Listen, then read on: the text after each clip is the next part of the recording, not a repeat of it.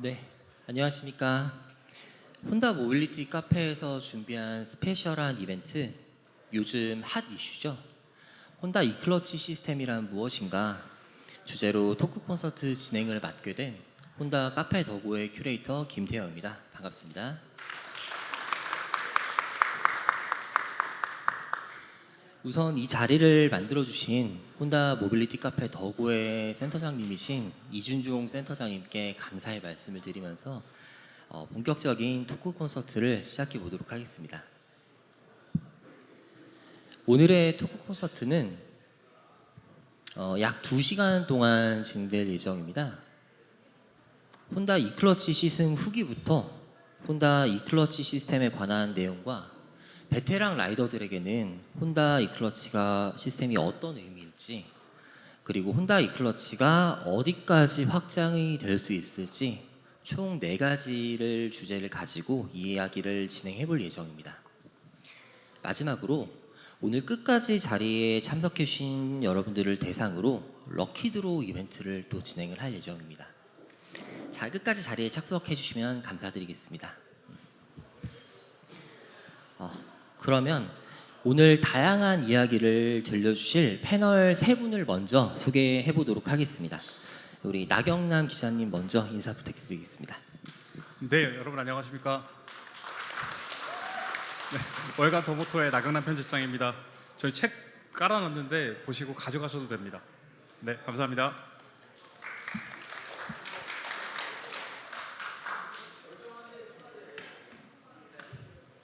안녕하십니까. 바이크 채널이라는 이륜차 미디어를 운영하고 있는 김남구라고 합니다. 와주셔서 감사합니다. 네, 안녕하세요. 모토 이슈 조건입니다. 오늘 굉장히 라이딩 하기 좋은 날인데 여기까지 찾아주셔서 감사드립니다. 네, 오늘 이클러치 토크쇼를 진행하게 된 이유 중 하나가 이번에 이제 2세대가 탑재되어 있는 신 모델들이죠. 저희 4가지 기종이 추가가 되었는데 어떤 모델들이 새로 추가가 되었는지 우리 조 기자님께서 말씀 좀 해주시겠어요? 네, 2024년 말에 국내에 처음 출시된 게 이제 이클러치 모델들이 출시되었던 게 CB650R과 CBR650R이었고요. 그리고 올해 바로 이번 달에 총 4개의 신모델이 추가되었습니다. 지금 저기 여러분들이 보시는 기준으로 가장 왼쪽에 있는 모델부터 NX500 그리고 가운데 CBR500R 그리고 맨 오른쪽에 CB750 호넷이 있고요. 그리고 지금 이 자리에는 없지만 XL750 트랜잘프까지 이렇게 총 4대의 모델이 이클러치 라인업으로 추가가 되었습니다. 또 기자님들께서 며칠 전에 또 이 신모델 4종을 온로드와 오프로드 이렇게 섞어서 주행을 하신 걸로 제가 알고 있어요. 신모델에 대해서 사실 궁금하신 분들이 정말 많으실 텐데요. 한 분씩 어떤 모델이 가장 인상적이었는지 좀 이야기를 해주시면 좋을 것 같은데 저희 나 기자님께서 먼저 한번 얘기해 주시겠어요? 네, 저는 일단은 4개 모델 전부 타면서 4모델 모두 좋은 모델이었다라고 생각을 했는데요. 그 중에서도 사실 좋고 나쁘고를 떠나서 가장 인상적으로 봤던 모델은 CBR500R이었습니다. CBR500R을 말씀드리기 전에 조금 얘기가 길어질 수밖에 없지만 제가 꼭 말씀을 드리고 싶은 부분이 있어서 말씀 먼저 드리고 시작하겠습니다. 일단은 여러분들께서도 많은 분들께서 쿼터급이라는 용어를 많이 사용을 하시는데 사실은 쿼터는 4분의 1이잖아요. 그러니까 1리터를 기준으로 했을 때 250cc가 기준입니다. 근데 최근에 우리가 쿼터급으로 분류하고 있는 모델들이 390cc나 400cc에 가깝고 특히나 우리 500R 같은 경우에는 471cc나 되잖아요. 그렇기 때문에 이 녀석들을 쿼터급으로 분리하는 것 자체가 정확한 용어의 사용에 맞지 않는다라는 부분을 짚어드리고 싶었습니다. 그러니까 최근에 모터사이클 시장은 유럽의 면허 체계에 기반을 두고 나눠지고 있거든요.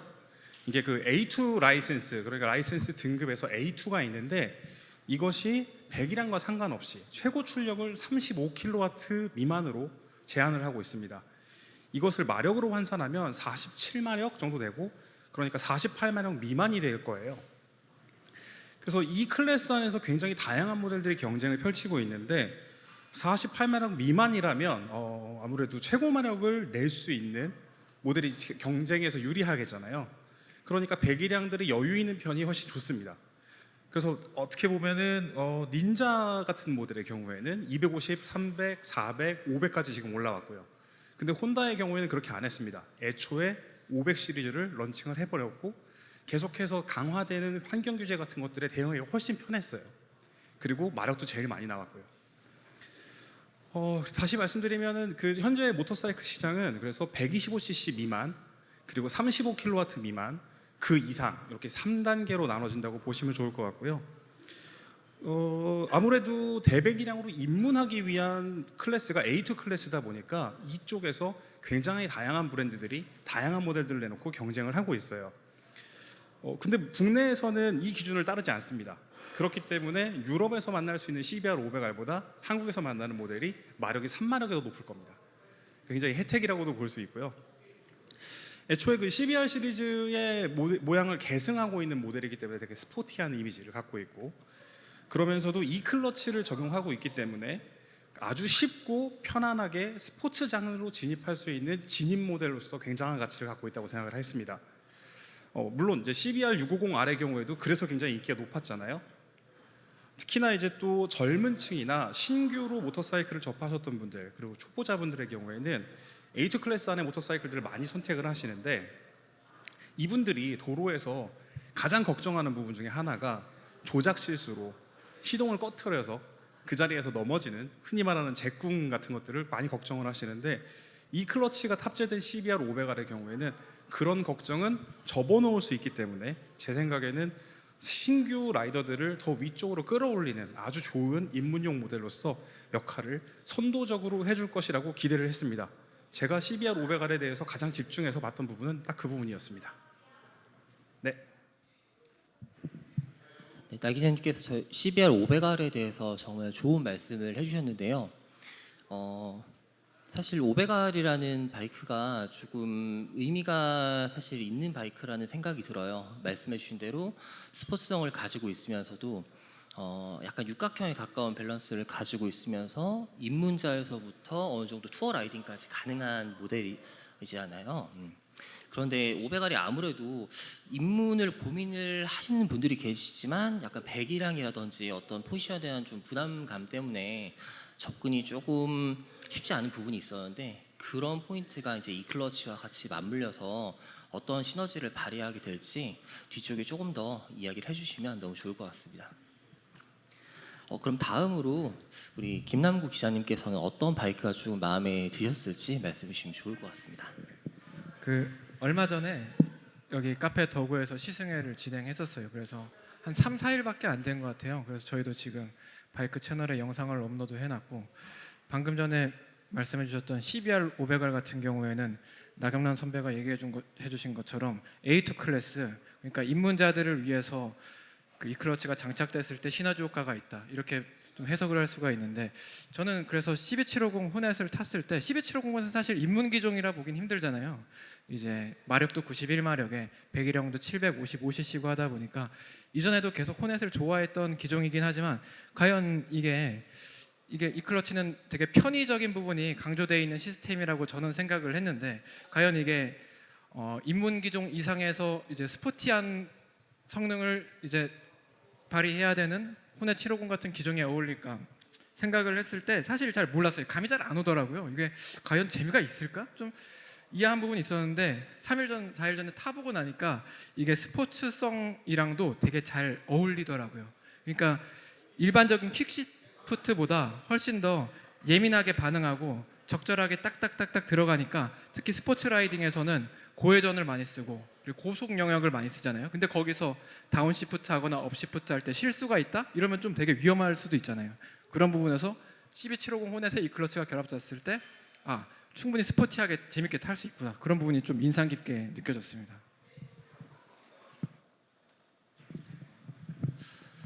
기자님 말씀을 해주신 부분이 그러니까 뭔가 이제 이 클러치가 편의성과 안전성 그리고 재미까지 잡고 있는 기능으로 느껴졌다. 좀 이렇게 해석을 해도 괜찮을까요?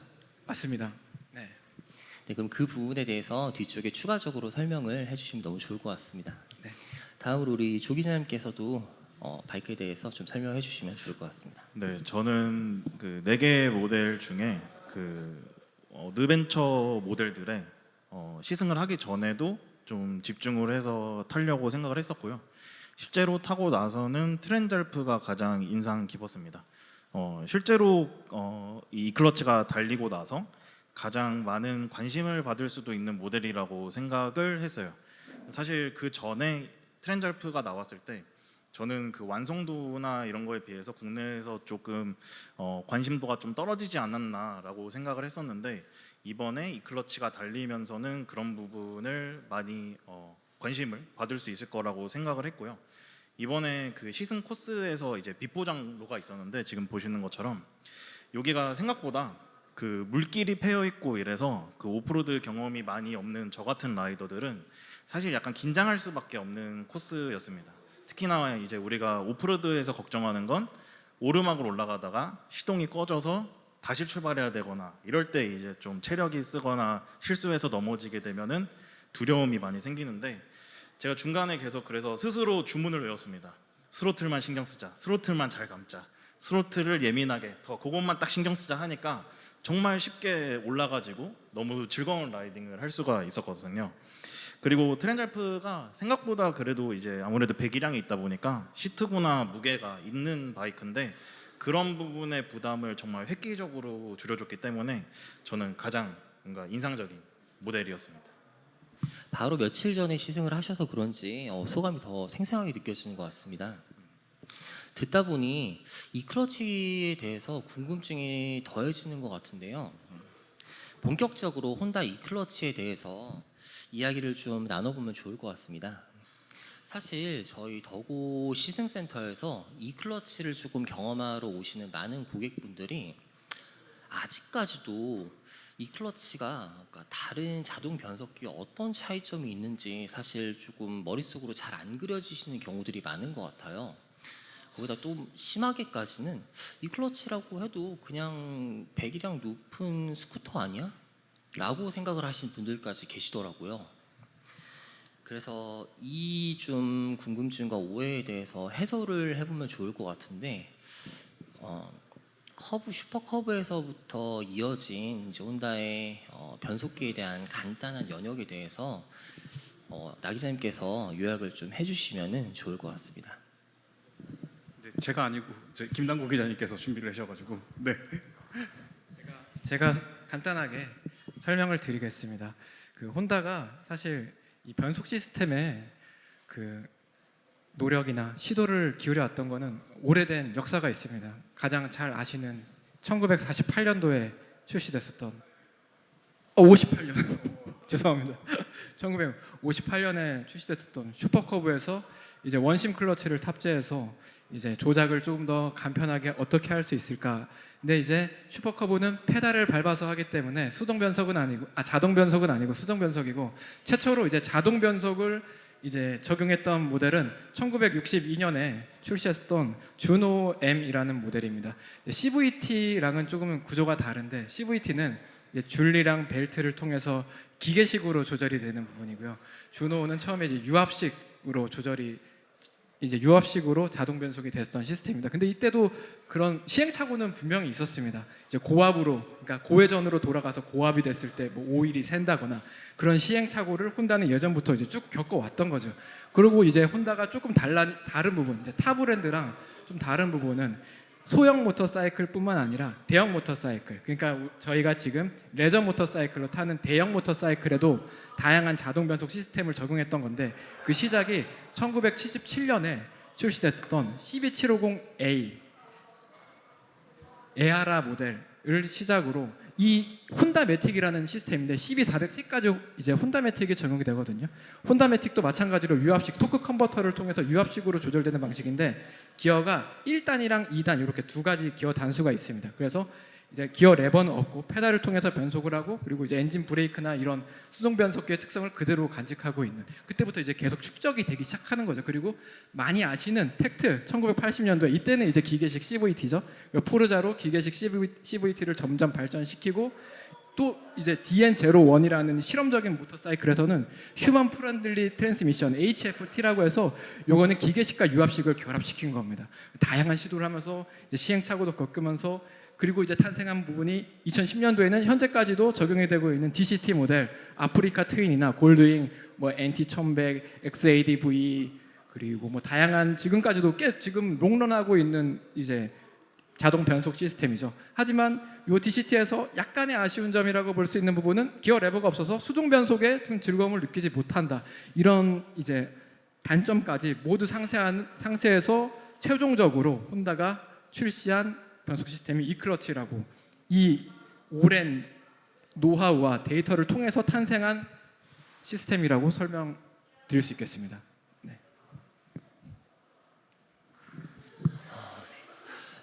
저희 혼다의 이동에 대한 즐거움이라는 열정이 70년이라는 기간 동안 어떤 식의 흐름을 거쳐서 이 클러치에 도달하게 됐는지 우리 김남국 기자님께서 잘 설명을 해주셨는데요. 사실 근데 이렇게 수많은 미션이 완성이 될 동안 이 정도 미션에서 만족을 하신 분들도 계실 것 같아요. 그럼에도 불구하고 왜 이 클러치라는 도달점에 이렇게 중착을 했는지 우리 나 기자님께서 추가적으로 좀 설명을 해주시면 좋을 것 같습니다. 네, 감사합니다. 일단 우리 김남국 기자님께서 훌륭하게 설명해 주셔가지고 감사하고요. 그리고 혼다가 왜 이런 그 라이더들의 조작 부담을 덜어주려고 하는 노력을 계속해 왔는지에 대해서 우리가 한번 생각을 해볼 필요가 있다고 생각을 했습니다. 일단 혼다는 여기 보이시다시피 슈퍼커브를 처음 출시했을 때에 저는 사실 이 슈퍼커브가 혼다라는 브랜드가 갖고 있는 브랜드 철학 그리고 그 상징성 전체를 관통하는 모델이라고 생각을 합니다. 여러분들도 잘 아시겠지만 혼다가 슈퍼커브를 만들 때 국수 배달원이 한 손으로는 핸들바를 잡고 한 손으로는 배달통을 들고선도 편안하게 배달을 할 수 있는 모터사이클을 만들어 보자라고 해서 만들었다는 그런 이야기가 있잖아요.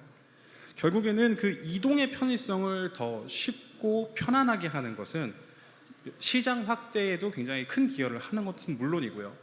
사람들로 하여금 모터사이클을 타지 않았을 때와 탔을 때 그 이동의 영역 자체를 크게 확장하는 것으로 기능을 하게 됩니다. 이것은 어떻게 보면 혼다가 날개 모양을 이제 브랜드 엠블럼으로 사용하고 있잖아요. 모든 이가 혼다의 모터사이클을 타고 날개를 달 수 있게 만들겠다라는 의지도 여기에 녹아 있다고 보시면 좋을 것 같습니다.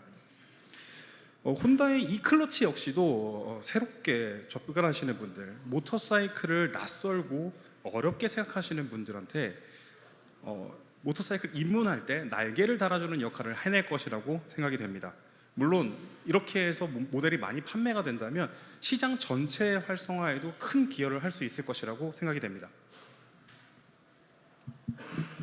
네. 좋은 말씀 너무 감사드립니다. 그럼 이제 이 클러치는 과연 어떤 원리를 통해서 이렇게 동작을 하는 건지 구조에 대해서 사실 또 궁금증이 많으실 것 같아요. 나 기자님께서 이 구조에 대해서 추가적으로 조금 설명을 해주실 수 있을까요? 네네. 일단은 아까 보셨던 것처럼 그 혼다는 처음부터 지금까지 계속해서 이런 작업들을 해왔잖아요.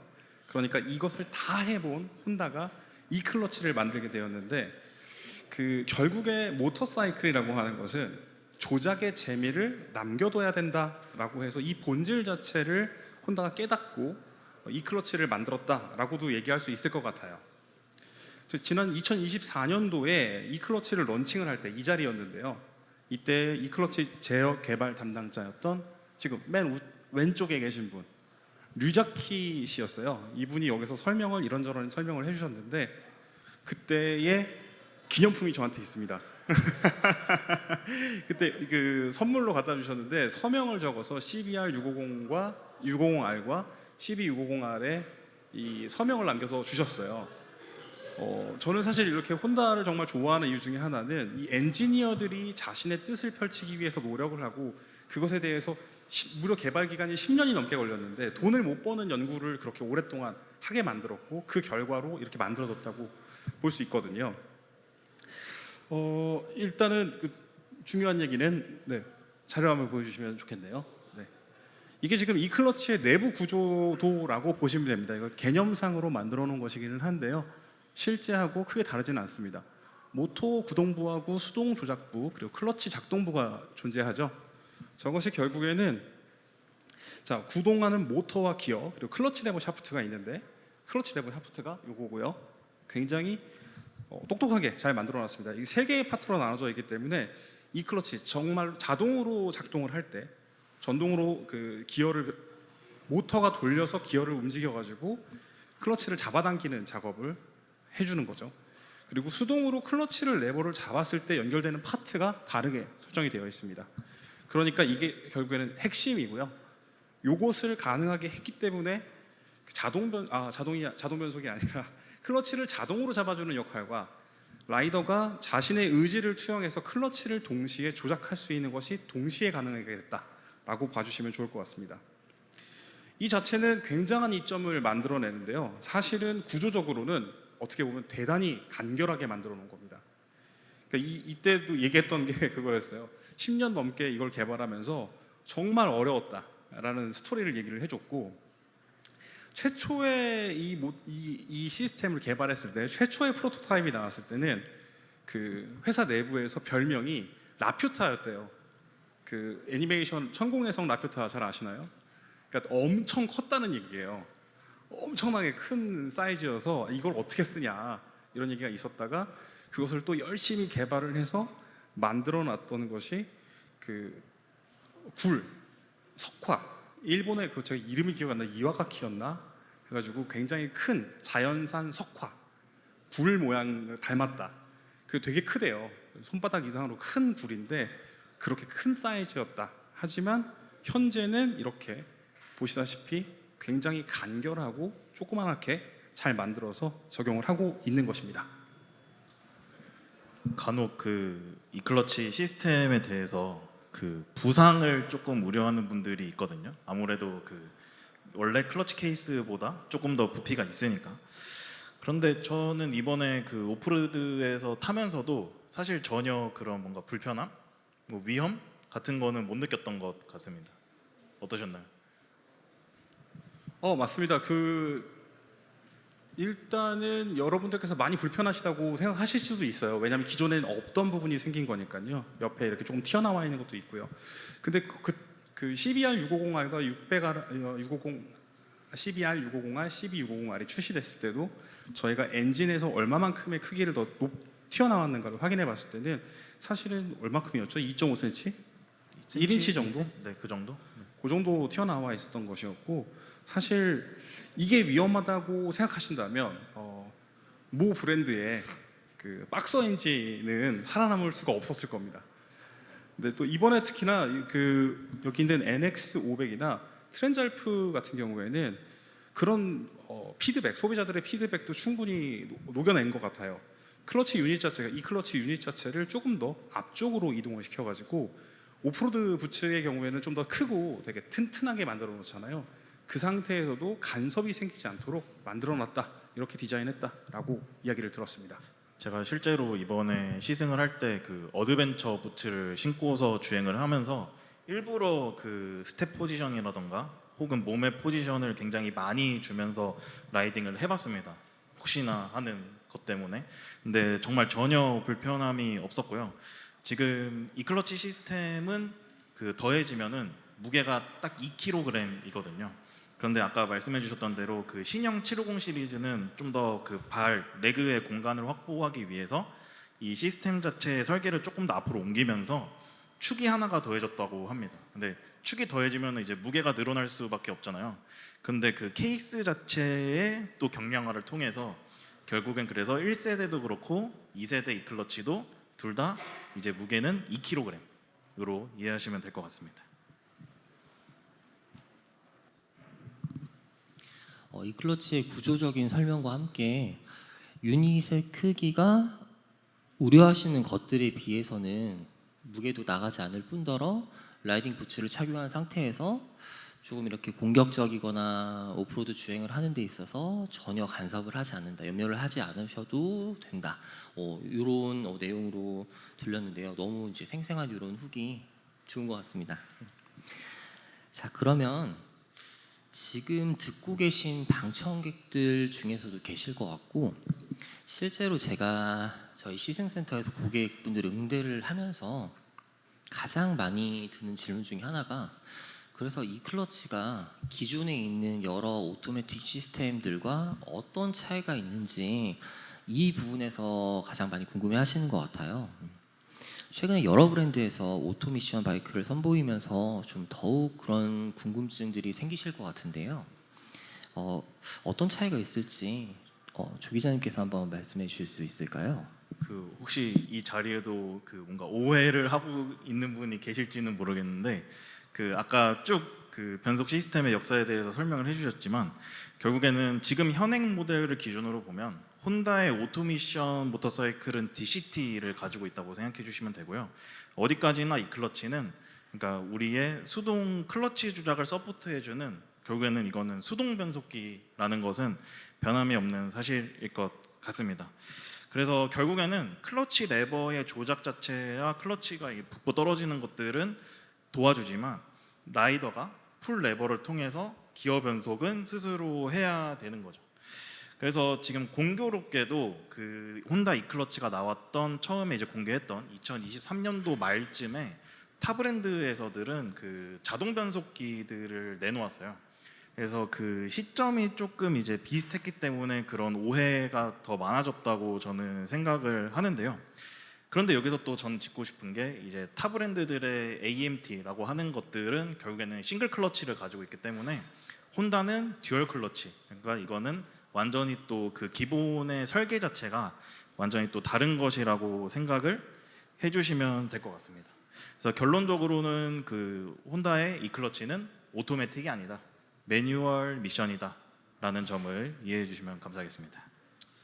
네, 그래서 일단은 접근 자체로 봤을 때요, 그 이 클러치의 존재 자체는 아까 제가 설명을 드렸던 것처럼 혼다가 라이딩을 좀 더 편하고 쉽게 접근할 수 있도록 돕는 그런 역할을 하기 위해서 만든 것이라고 볼 수 있겠고요.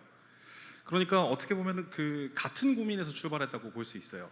원심 클러치나 오토메이션이나 아니면 이 클러치의 경우에도 그건 이제 아까 보셨던 혼다가 만들었던 것들에서 확인하실 수가 있는 부분입니다. 하지만 이것을 너무 단순하게 생각해서 자동이다, 그냥 오토매틱이다 라고만 생각하면 불필요한 오해가 생길 수가 있죠. 심지어는 또 어떤 분들은 이렇게 쓰시는 분도 있었어요. 뭐 이 클러치 오토매틱이라고, 막 자동 변속기 스쿠터다, 뭐 이 클러치란 건 스쿠터다 이렇게 얘기하시는 분들도 있었는데 전혀 다릅니다, 사실은. 그리고 아까 살펴봤던 것처럼 원심 클러치하고도 전혀 다르고요.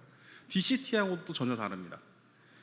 이것의 그 기본적인 개념 자체는 출발과 정차 시, 그리고 변속 시에 클러치 레버를 조작을 하지 않고 기어 변속을 한다라는 개념은 같은데요. 기본 구조 자체가 다르기 때문에 이걸 동일선상에서 놓고 보면 너무 큰 비약이다라고 말씀을 꼭 드리고 싶었습니다. 애초에 완전 오토매틱으로 버튼만으로 변속을 하게 하는 것은 이미 혼다의 HFT, DN01이나 그 DCT의 경우에도 마찬가지였잖아요. 근데 혼다는 이 개발 단계를 거치면서 나름대로의 계산이 있었다고 저는 생각을 했습니다. 그러니까 인간 친화적인 변속기라는 의미로 휴먼 프렌들리 트랜스미션에서 HFT였거든요. 근데 그 DN01이 처음 나왔을 때 제가 일을 시작한 지 얼마 안 됐을 때였어요. 2008년도였고 그때 이걸 타보면서도 아니 굉장히 좋은 것 같기는 한데 애매하다라는 생각이 들었었고, 이거는 혼다의 역사상 굉장히 처참한 실패 중에 하나였습니다. 그러니까 이 처참한 실패를 했다는 데서 그치지 않았어요. 근데 혼다는 그래서 노선을 틀어서 듀얼 클러치 트랜스미션을 적용하겠다라고 했죠. 그리고 그 결과가 듀얼 클러치 트랜스미션이 적용된 지도 벌써 10년이 넘었죠? 10년 가까이 됐죠? 네, 15년 이상 된 것 같아요.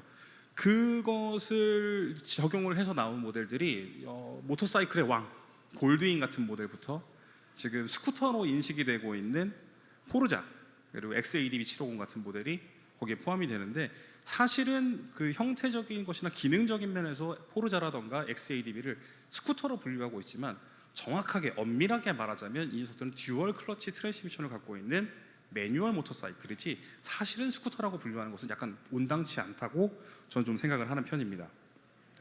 그러니까 혼다가 10년 이상 DCT를 만들어 오면서 얻었던 피드백이 있었을 거 아니에요. 그게 뭐였냐면 클러치 레버를 없어도 되게 만들어줬더니 사람들이 클러치 레버하고 변속 풋 레버가 좀 있으면 좋겠다 같은 피드백이 생긴 거예요. 이런 것들은 사실은 정말로 없어지면 좋을 것 같다, 이거 안 하면 좋을 것 같다라고 했는데 필요하는 사람들이 생기고 내가 원래 있었던 거에서 할 수 있는 작업들이 불가능해지는 것들이 있기 때문에 이런 피드백을 혼다가 계산을 하고 있었던 것 같습니다. 그렇게 해서 이들이 좀 더 보다 효율적인 방법을 고민을 했고 그 결과가 지금 우리가 이야기를 나누고 있는 이 클러치의 탄생으로 이어졌다라고 보시면 좋을 것 같습니다. 이 클러치에 대해서 정말 다양한 시야로 설명을 좀 해주셨는데요. 혹시 오늘 참석하신 우리 고객님들 중에서 이 클러치를 현재 보유하고 계시거나 아니면 이 클러치의 경험이 있으신 분이 계실까요? 손 한 번만 들어주시겠어요? 이 클러치를 타보셨다, 가지고 있다.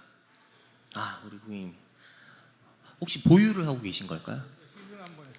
저희 도고에서 시승을 하셨을까요? 답변 감사드립니다. 말씀해 주셨던 것처럼 저희 혼다 더고 시승센터에서 지금 설명 듣고 계신 이 클러치 모델에 대해서 실제로 주행도 해보실 수 있고 아니면은 바이크 이 클러치의 어떤 작동 방법이라든지 자세한 상품 체험도 들으실 수가 있어요. 그리고 새롭게 추가되는 이 4가지 신 모델들 저희 7월 1일부터 시승 가능하시니까 참고하시면 좋을 것 같습니다. 그럼 이어서 이번 호넷과 트렌즈 알프에는 2세대의 이 클러치가 들어가 있다고 얘기를 들었습니다. 2세대 이 클러치는 1세대에 비해서 어떤 부분에 차이가 좀 있을지 우리 나 기자님께서 또 한 번 더 말씀해 주실 수 있을까요? 네. 이 클러치 제너레이션 2라고 보통 보시면 될 것 같습니다. 2세대의 이 클러치의 경우에는 어떤 점이 달라졌냐? 기본적으로는 적용하고 있는 방식 자체가 달라졌다고 보시면 좋을 것 같습니다. 여기 보이는 CBR 500R이나 여기 NX 500 같은 경우에는 와이어 케이블을 그대로 클러치 레버를 당겼을 때 쓰는 와이어 케이블이 그대로 장착이 되어 있어요. 근데 트렌즈 알프와 저쪽에 있는 우리 CB 스로틀 케이블 스로틀. 스로틀? 제가 스로틀이라고 클러치라고요. 예. 그렇습니다. 죄송합니다. 스로틀입니다. 죄송합니다. 전자식 스로틀을 적용하고 있는 게 트렌즈 알프 750 그리고 저쪽에 있는 CB750 호넷이 전자식 스로틀을 사용을 하고 있죠. 흔히들 TBW라고 쓸 겁니다. 아마도 기사라던가 용어 자체는 그렇게 쓸 겁니다. 스로틀 바이 와이어라는 용어고요. 전자식 스로틀을 사용을 하고 있는 모델에 이 클러치를 적용했기 때문에 그 전자식 스로틀과 이 클러치의 조합 여부가 가장 큰 차이점이라고 보시면 좋겠습니다. 그러니까 어떻게 보면 여기 있는 CBR 500R과 NX 500의 경우에는 2세대의 이 클러치라고 보실 수는 없습니다. 하지만 그 개선이 된 부분들도 분명히 있겠죠. 자, 1세대의 이 클러치가 적용됐던 650 시리즈나 여기 있는 500 시리즈들은 역시 스로틀 센터를 가지고는 있습니다. 스로틀 포지션 센서를 가지고 있어서 궤도량이나 궤도, 속도 같은 것들을 계산은 해주지만 전자식 스로틀이 적용이 됐을 때는 전자식 스로틀은 스로틀을 정말로 물리적으로 당기지 않더라도 ECU에서 제어를 해줄 수가 있어요. 그렇기 때문에 1세대에서의 할 수 있는 것보다 훨씬 더 복잡한 작업들을 간단하게 수행을 할 수가 있죠. 만약에 그걸 물리적으로 이 와이어 타입의 스로틀을 가지고 그걸 구현을 하려고 한다면 이쪽에도 모터가 들어가야 될 겁니다. 혹은 안쪽에서 그 스로틀 밸브로 연결되어 있는 쪽에서 모터가 들어가야 되고 그것을 제어하기 위해서 또 다른 로직이 좀 필요하겠죠. 자, 간단하게 말씀드리면 전자식 스로틀이 적용된 2세대 모델은 오토 블리핑 제어가 들어갑니다. 이거는 엔진의 회전수에 맞추는 레브 매칭으로 이해하시면 되게 편안하게 이해하실 수 있을 겁니다. 베테랑이신 분들은 레브 매칭에서 원래 수동 변속기를 잘 타실 거라고 생각을 하는데요. 저는 사실 이 부분 하나 때문에라도 1세대에서 구현할 수 없었던 1세대에서 지적할 수 있었던 부분들을 거의 모두 해결해냈다라는 생각을 하게 되었습니다. 사실 지금 보고 계시는 이 것이 굉장히 복잡하게 보이긴 하는데 사실 저기 초록색으로 되어 있는 저 TBW가 추가된 게 저 시스템과 함께 구동되는 게 2세대 이클러치의 변화 핵심이라고 보시면 될 것 같고요. 지금 말씀해 주신 대로 레브 매칭을 해준다는 게 가장 좀 다르게 라이딩하면서 느꼈던 점입니다. 혹시 퀵시프트 있는 바이크들 타보시면은 아시겠는데 퀵시프트 있는 바이크들 이제 다운시프트 하면은 빵빵빵 하면서 맞춰주잖아요. 그게 지금 2세대 이클러치는 그 작업을 같이 해주고요. 근데 라이딩 모드에 따라서 블리핑 제어도 달라지지만 제가 느끼기에 달라지는 건 라이딩 모드, 그러니까 로드 모드 혹은 스포츠 모드, 레인 모드 등에 따라서 클러치가 미트되는, 그러니까 클러치가 붙고 떨어지는 그 순간의 시간 같은 것들을 좀 더 스포츠 모드에서는 좀 더 빠르게 가져가지고 레브 매칭을 할 때의 RPM도 좀 더 스포츠 모드에서는 더 적극적으로 해준다는 느낌이 들었어요. 그래서 스포츠 모드로 놓고 달릴 때는 정말 퀵시프트에 가까울 정도로 빠르다고 생각을 했었고요. 또 제가 만족스러웠던 건 저속에서의 작동이었는데 제가 이제 수요일 날 이 신형 이클러치 모델들을 시승을 하고 바로 어제 이제 제가 가지고 있는 600알라를 탔는데 600알라에는 이제 퀵시프트가 달려 있잖아요. 사실 출발할 때나 이럴 때 빼고는 어차피 600알라도 클러치 레버를 사용하지 않고 퀵시프트를 쓰면 되니까 그렇긴 한데 어쨌거나 퀵시프트는 RPM이 너무 낮은 데서 작동을 하면 변속 충격이 생길 수밖에 없어요. 그리고 특히나 이거는 1단에서 2단을 올리거나 2단에서 1단을 내릴 때 충격이 가장 센데 신형 저 2세대 이클러치가 있는 바이크들은 지금 1세대들도 마찬가지지만 거의 충격이 그냥 사실상 없습니다. 그리고 1단에서 2단을 우리가 저속에서 갈 때 지금은 너무 또 기어가 너무 낮은 것 같은데 이거를 올리자니 또 너무 낮은 것 같고 하는 애매한 순간들 있잖아요. 차 뒤에 쫓아가거나 할 때 그때 이클러치들을 사용했을 때 1단에서 2단을 변속했을 때의 뭔가 만족감 같은 게 가장 크게 느껴졌던 것 같습니다. 지금 기자님들 설명을 이렇게 듣고 보니까 특히 저속에서의 이제 RPM 보완에 대해서 많이 얘기를 해주셨는데 사실 다들 아시겠지만 이제 1단 기어는 거의 이제 시동 기어라고 불릴 만큼 이제 시동만 반클러치로 붙여놓고 2단으로 다들 넘어가면서 사용들을 하실 거예요. 근데 그 동작에서 사실 어떤 손이라든지 주행의 피로도가 굉장히 커지게 마련인데 그 영역을 스킵할 수 있고, 그러니까 편리하지만 재미는 여전히 가져가고 있다. 이런 식으로 이해를 해도 괜찮을까요? 네, 제가 딱 600알라를 어제 딱 타면서 이제 신호에 걸려서 출발을 하는데 그저께 참 편했는데라는 생각을 했었거든요. 그런 점들이 가장 편리하게 느껴지는 부분인 것 같습니다. 답변 너무 감사드립니다. 그러면 여전히, 그러니까 아직까지도 이제 1세대 이클러치가 탑재되어 있는 500R과 NX500의 질감이 좀 어땠을지 우리 김남 기자님께서 한번 설명해 주시겠어요? 이전에 CBR 650R 이클러치 그리고 CB 650R 이클러치 이전에 출시됐었던 2년 전에 그 차량들과 비교를 했을 때 사실 큰 차이점을 느끼지는 못했습니다.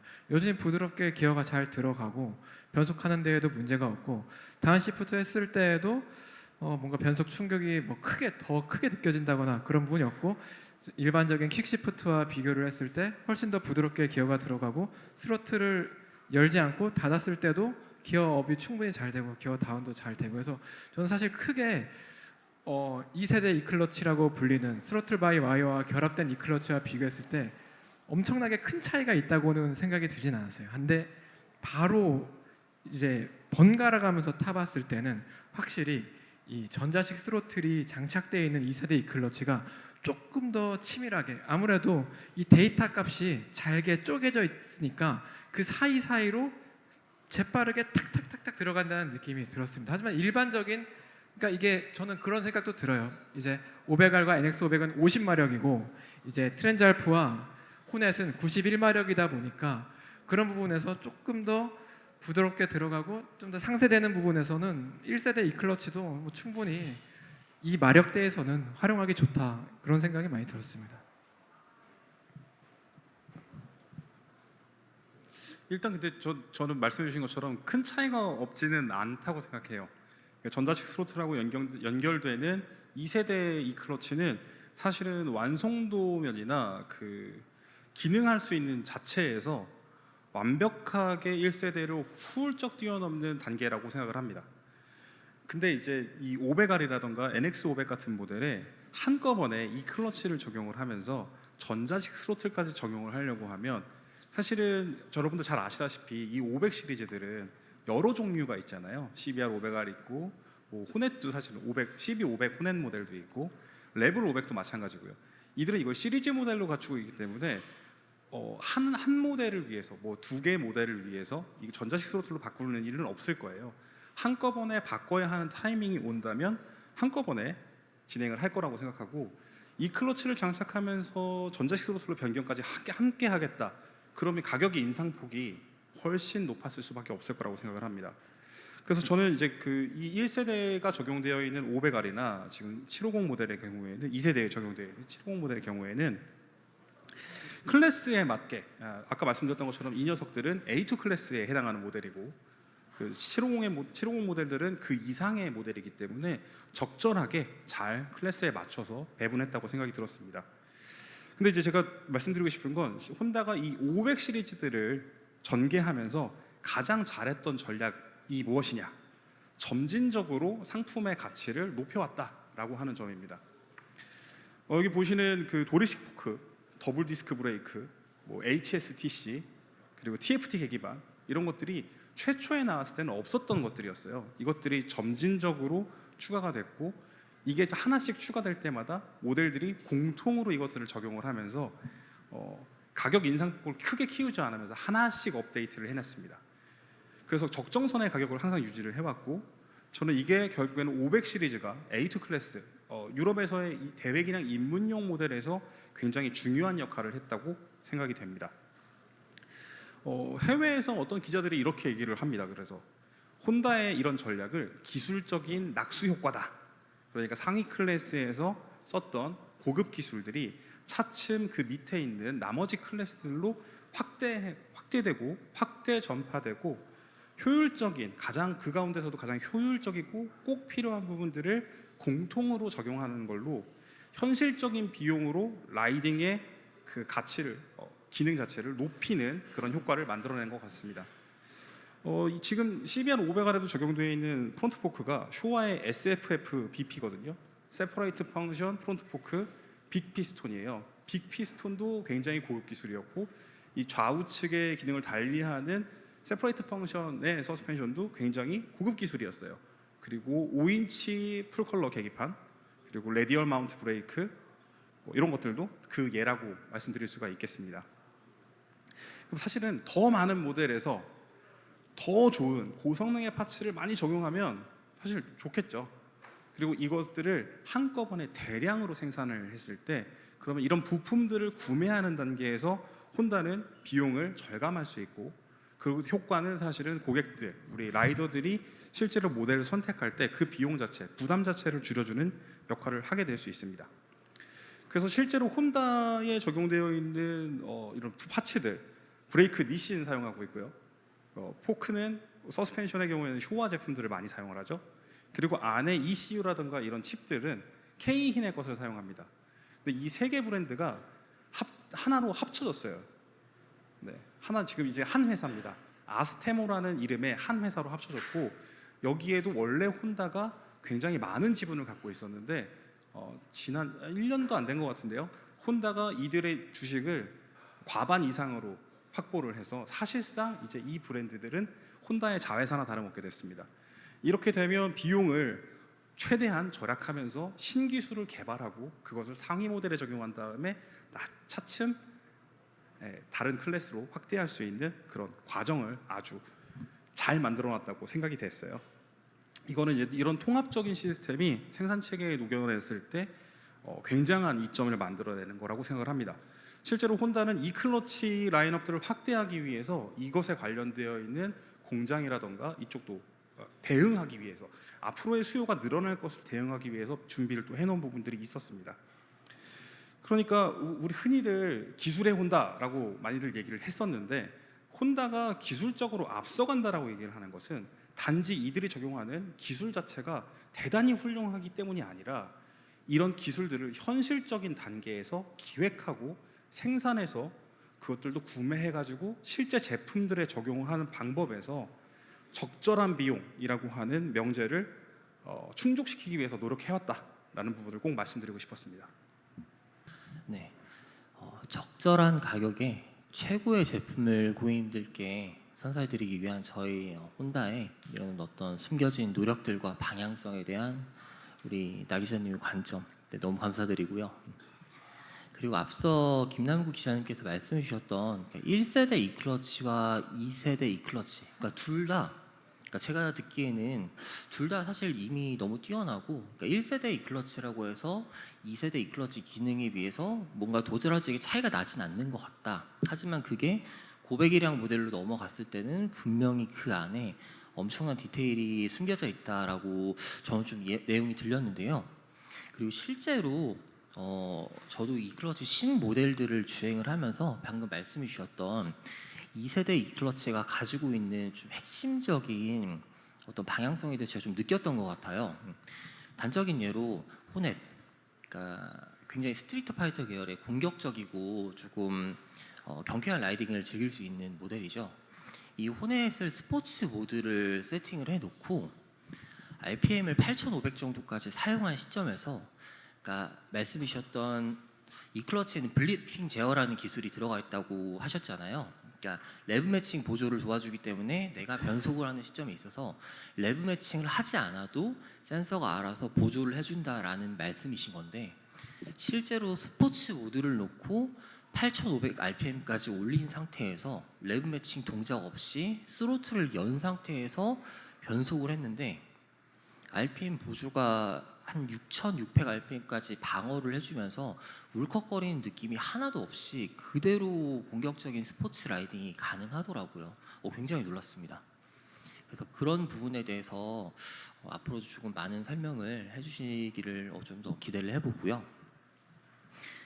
그러면 제가 방금 말씀드린 항목에서 사실 이 클러치가, 그러니까 지금까지 조금 시장에 이렇게 퍼져 있는 인식은 굉장히 편리하고 재미있는 기능이지만 다소, 그러니까 입문자분들에게 조금 많이 좀 포커스가 맞춰져 있는 것 같아요. 그러니까 편하고 뭔가 이렇게 클러치 제어나 조작에 익숙하지 않으신 분들이 조금 더 심리적인 부담감 없이 즐거운 바이크 라이프를 즐길 수 있다라는 개념으로 좀 많이 받아들이고 계신데, 그렇다면 베테랑 라이더들의 입장에서는 이 클러치가 과연 어떤 메리트를 가지고 있을까? 나는 사실 편한 거 알겠는데 나는 조작의 대미를 더 우선시하고 굳이 이 클러치를 내가 사용해야 될 이유가 있을까? 좀 이런 의미를 가지고 계실 것 같아요. 그래서 이 부분에 대해서 아무래도 경륜이 현재 가장 수치상으로 깊으신 나 기자님께서 또 한마디 해주시면 좋을 것 같습니다. 네, 일단 놀랍지 않으시겠지만 이 셋 중에서는 제가 제일 연장자고요. 놀랍지 않으시겠지만 라이딩 경력도 셋 중에는 그래서 가장 긴 것 같습니다. 그래서 저는 말씀해주신 그런 부분 때문에 이 클러치가 많은 분들에게 더 큰 관심을 받을 수 있었다고 생각을 해요. 근데 이 클러치는 뭐랄까요? 단순히 정차시 그리고 출발 그리고 뭐 이럴 때 클러치 레버를 사용하지 않아도 된다라는 것 이상의 가치가 있다고 저는 판단을 합니다. 특히나 베테랑에게 필요한가라고 생각을 해보면 숙련자라고 할 수 있는 분들에게도 꽤 필요한 부분이라고 생각을 합니다. 꽤 필요한 기술이라고 생각을 하고요. 그러니까 이를테면 신의 주행이겠죠. 가다서다를 반복하게 되는 그럴 때 아무래도 베테랑이라고 해도 똑같이 그 작업들을 수행해야 되는 것은 동일하기 때문에 피로가 쌓일 수밖에 없잖아요. 그죠? 귀찮기도 하고. 저는 사실 클러치 사용하는 게 아무런 어려움이나 어색함이 없는 베테랑이라고 하더라도 반복해서 사용을 할 때 생기는 피로는 동일할 겁니다. 특히나 이제 저처럼 나이도 들고 체력은 깎이고 그리고 그 몸이 옆으로 퍼지고 그러면은 그 점점 더 힘이 많이 들거든요. 그럼 이럴 때에는 사실 이 클러치가 정말 큰 도움이 됩니다. 가다서다를 반복할 수밖에 없는, 대부분이 사실은 그 도심지에 거주하시고 투어링은 밖에 나가서 하시지만 나가고 들어올 때 도심을 벗어날 때가 제일 힘들잖아요. 이런 부분에서 밖에 나가서 재밌게 놀 수 있는 체력을 비축해 준다는 면에서 이 클러치의 값어치가 상당히 높다라고 생각을 하고요.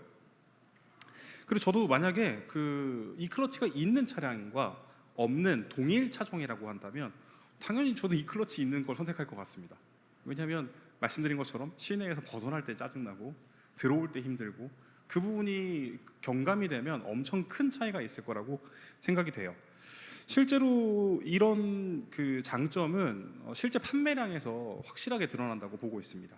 혼다에서도 이제 CBR650R과 CB650R을 출시하고 나서 이 클러치가 달려있는 차종과 MT 버전을 같이 판매를 했는데 압도적으로 이 클러치의 판매량이 높은 걸로 제가 알고 있습니다. 뭐 가격 차이도 혼다는 그것을 최소화하기 위한 노력을 아까 말씀드렸던 것처럼 하기 때문에 고민은 훨씬 더 적어질 것 같습니다.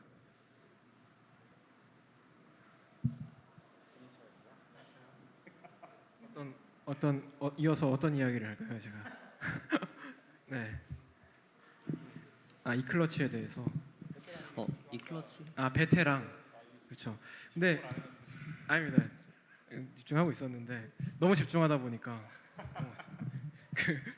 가장 큰 차이는 사실 타 브랜드 언급을 좀 피하려고 했지만 최근에 많이 좀 되고 있잖아요. 뭐 ASA, YAMT 뭐 등등의 이제 시스템들이 개발되고 있는데 가장 큰 차이는 사실 클러치 레버의 유무입니다. 클러치 레버의 유무.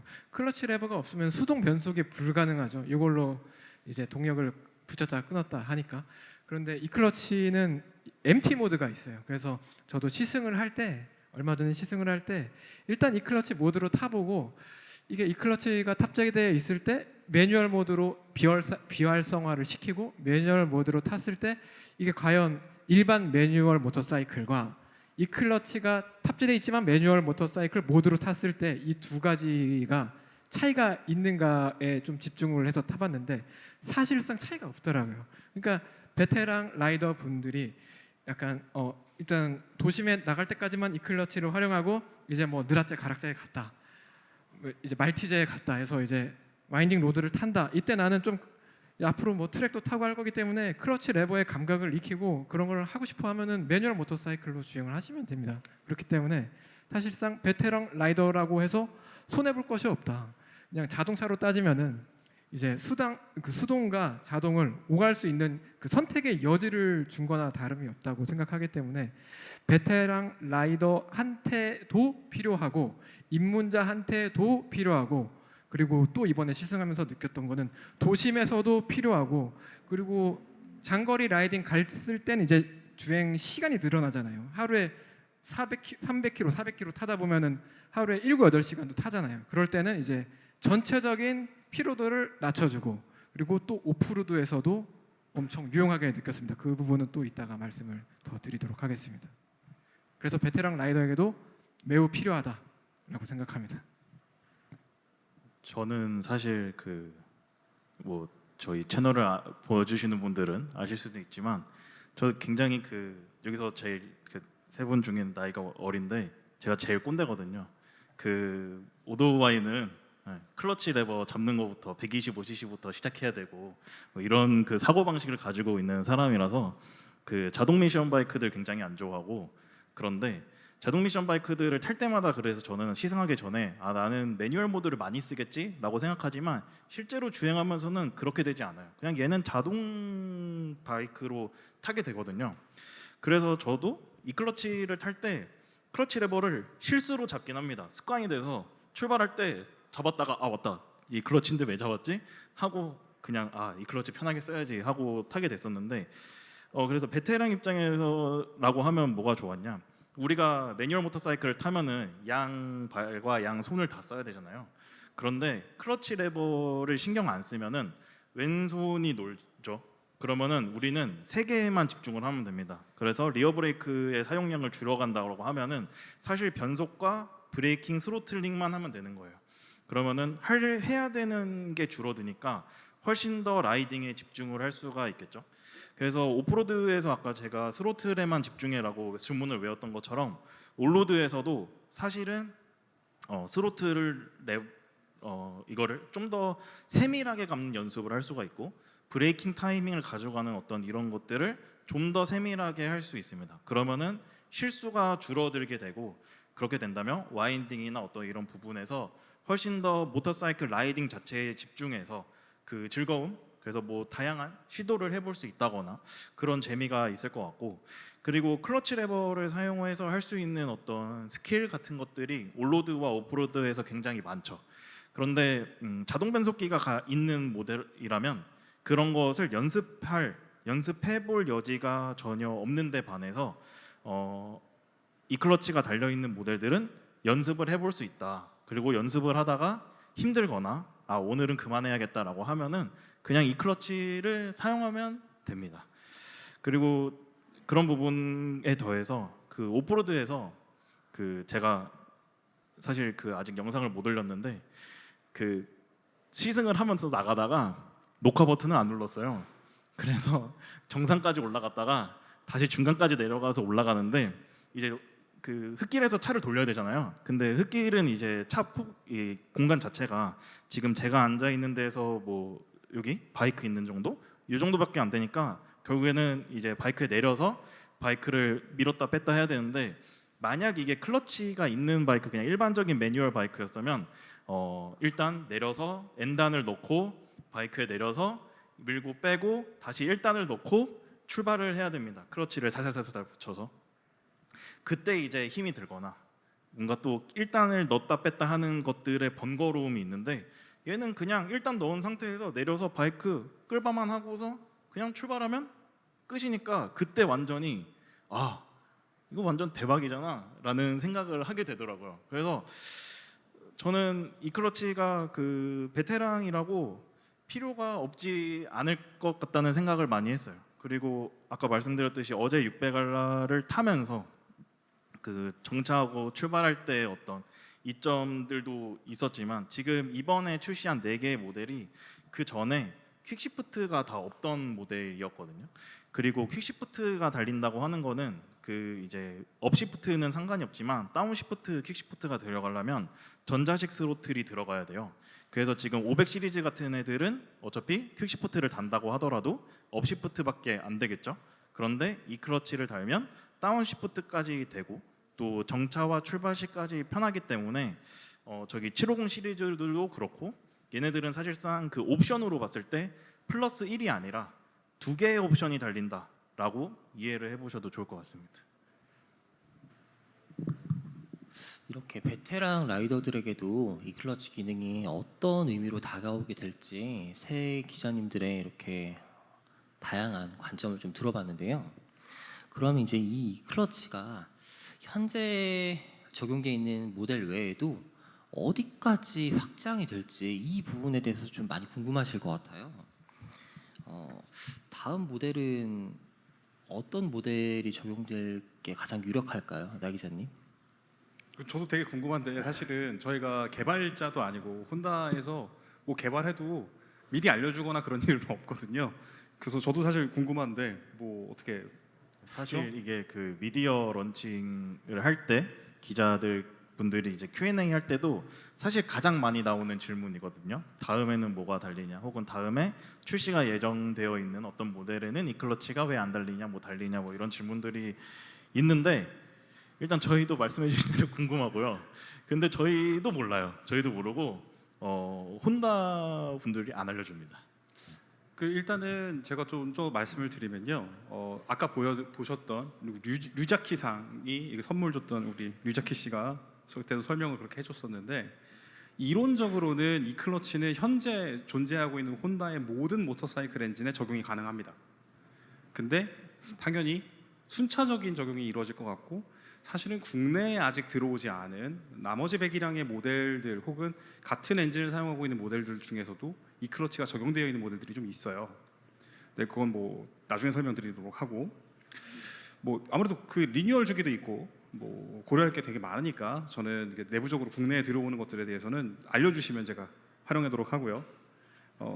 DCT가 있는 라인업에 혹시 적용이 될까?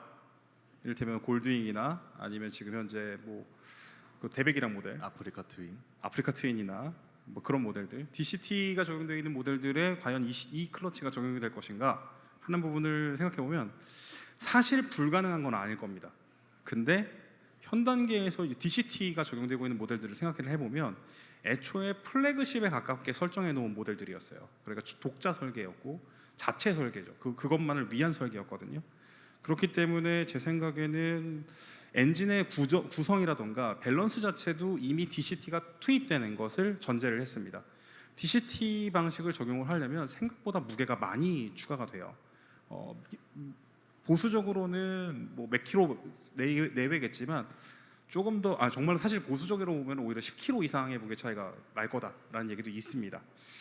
그래서 굳이 이 녀석들을 뜯어 고치면 무게를 절감할 수는 있지만 기왕에 개발해 놓은 모델을 새로 개발해야 되는 거가 다름 없어질 거예요. 엔진 자체를. 그러니까 제 생각에는 이 모델들에는 적용될 것 같지는 않습니다. 그런데 그 지난달에 이 자리 혼다 더 고에서 굉장히 특별한 전시가 있었어요. 기억하실지 모르겠지만 일본에서도 발표됐었고 일본 모터쇼에서도 발표가 됐었고 저희가 항상 다니고 있는 에이크마 모터사이클 쇼에서도 공개됐었던 V3R 900 프로토타입이 이 자리에서 전시가 됐었습니다. 그때 이 V3R 모델 같은 경우에는 V3 엔진 혹시 들어보신 적 있으세요, 여러분? 실제로 보신 적은 거의 없으실 거고 저도 제 주변에 지인이 한 명이 옛날 그걸 갖고 있어가지고 본 적은 있는데 이 모델이 앞으로 나올 혼다의 차세대 기종 중에서도 플래그십의 역할을 맡게 되는 모델로 준비가 되고 있어요. 아마도 올해 쇼에 나오지 않을까 기대를 하고 있는데 모르겠고요. 이 녀석은 900cc 엔진을 탑재를 하고 있는데 혼다가 발표하는 바로는 전자식 컴프레서를 달아놔서 그러니까 전기 모터로 컴프레서를 항시 돌리는 방식으로 해서 과급을 시켜요. 항상 과급이 차기까지 기다릴 이유가 없는 터보렉이 없는 터보차인 거죠.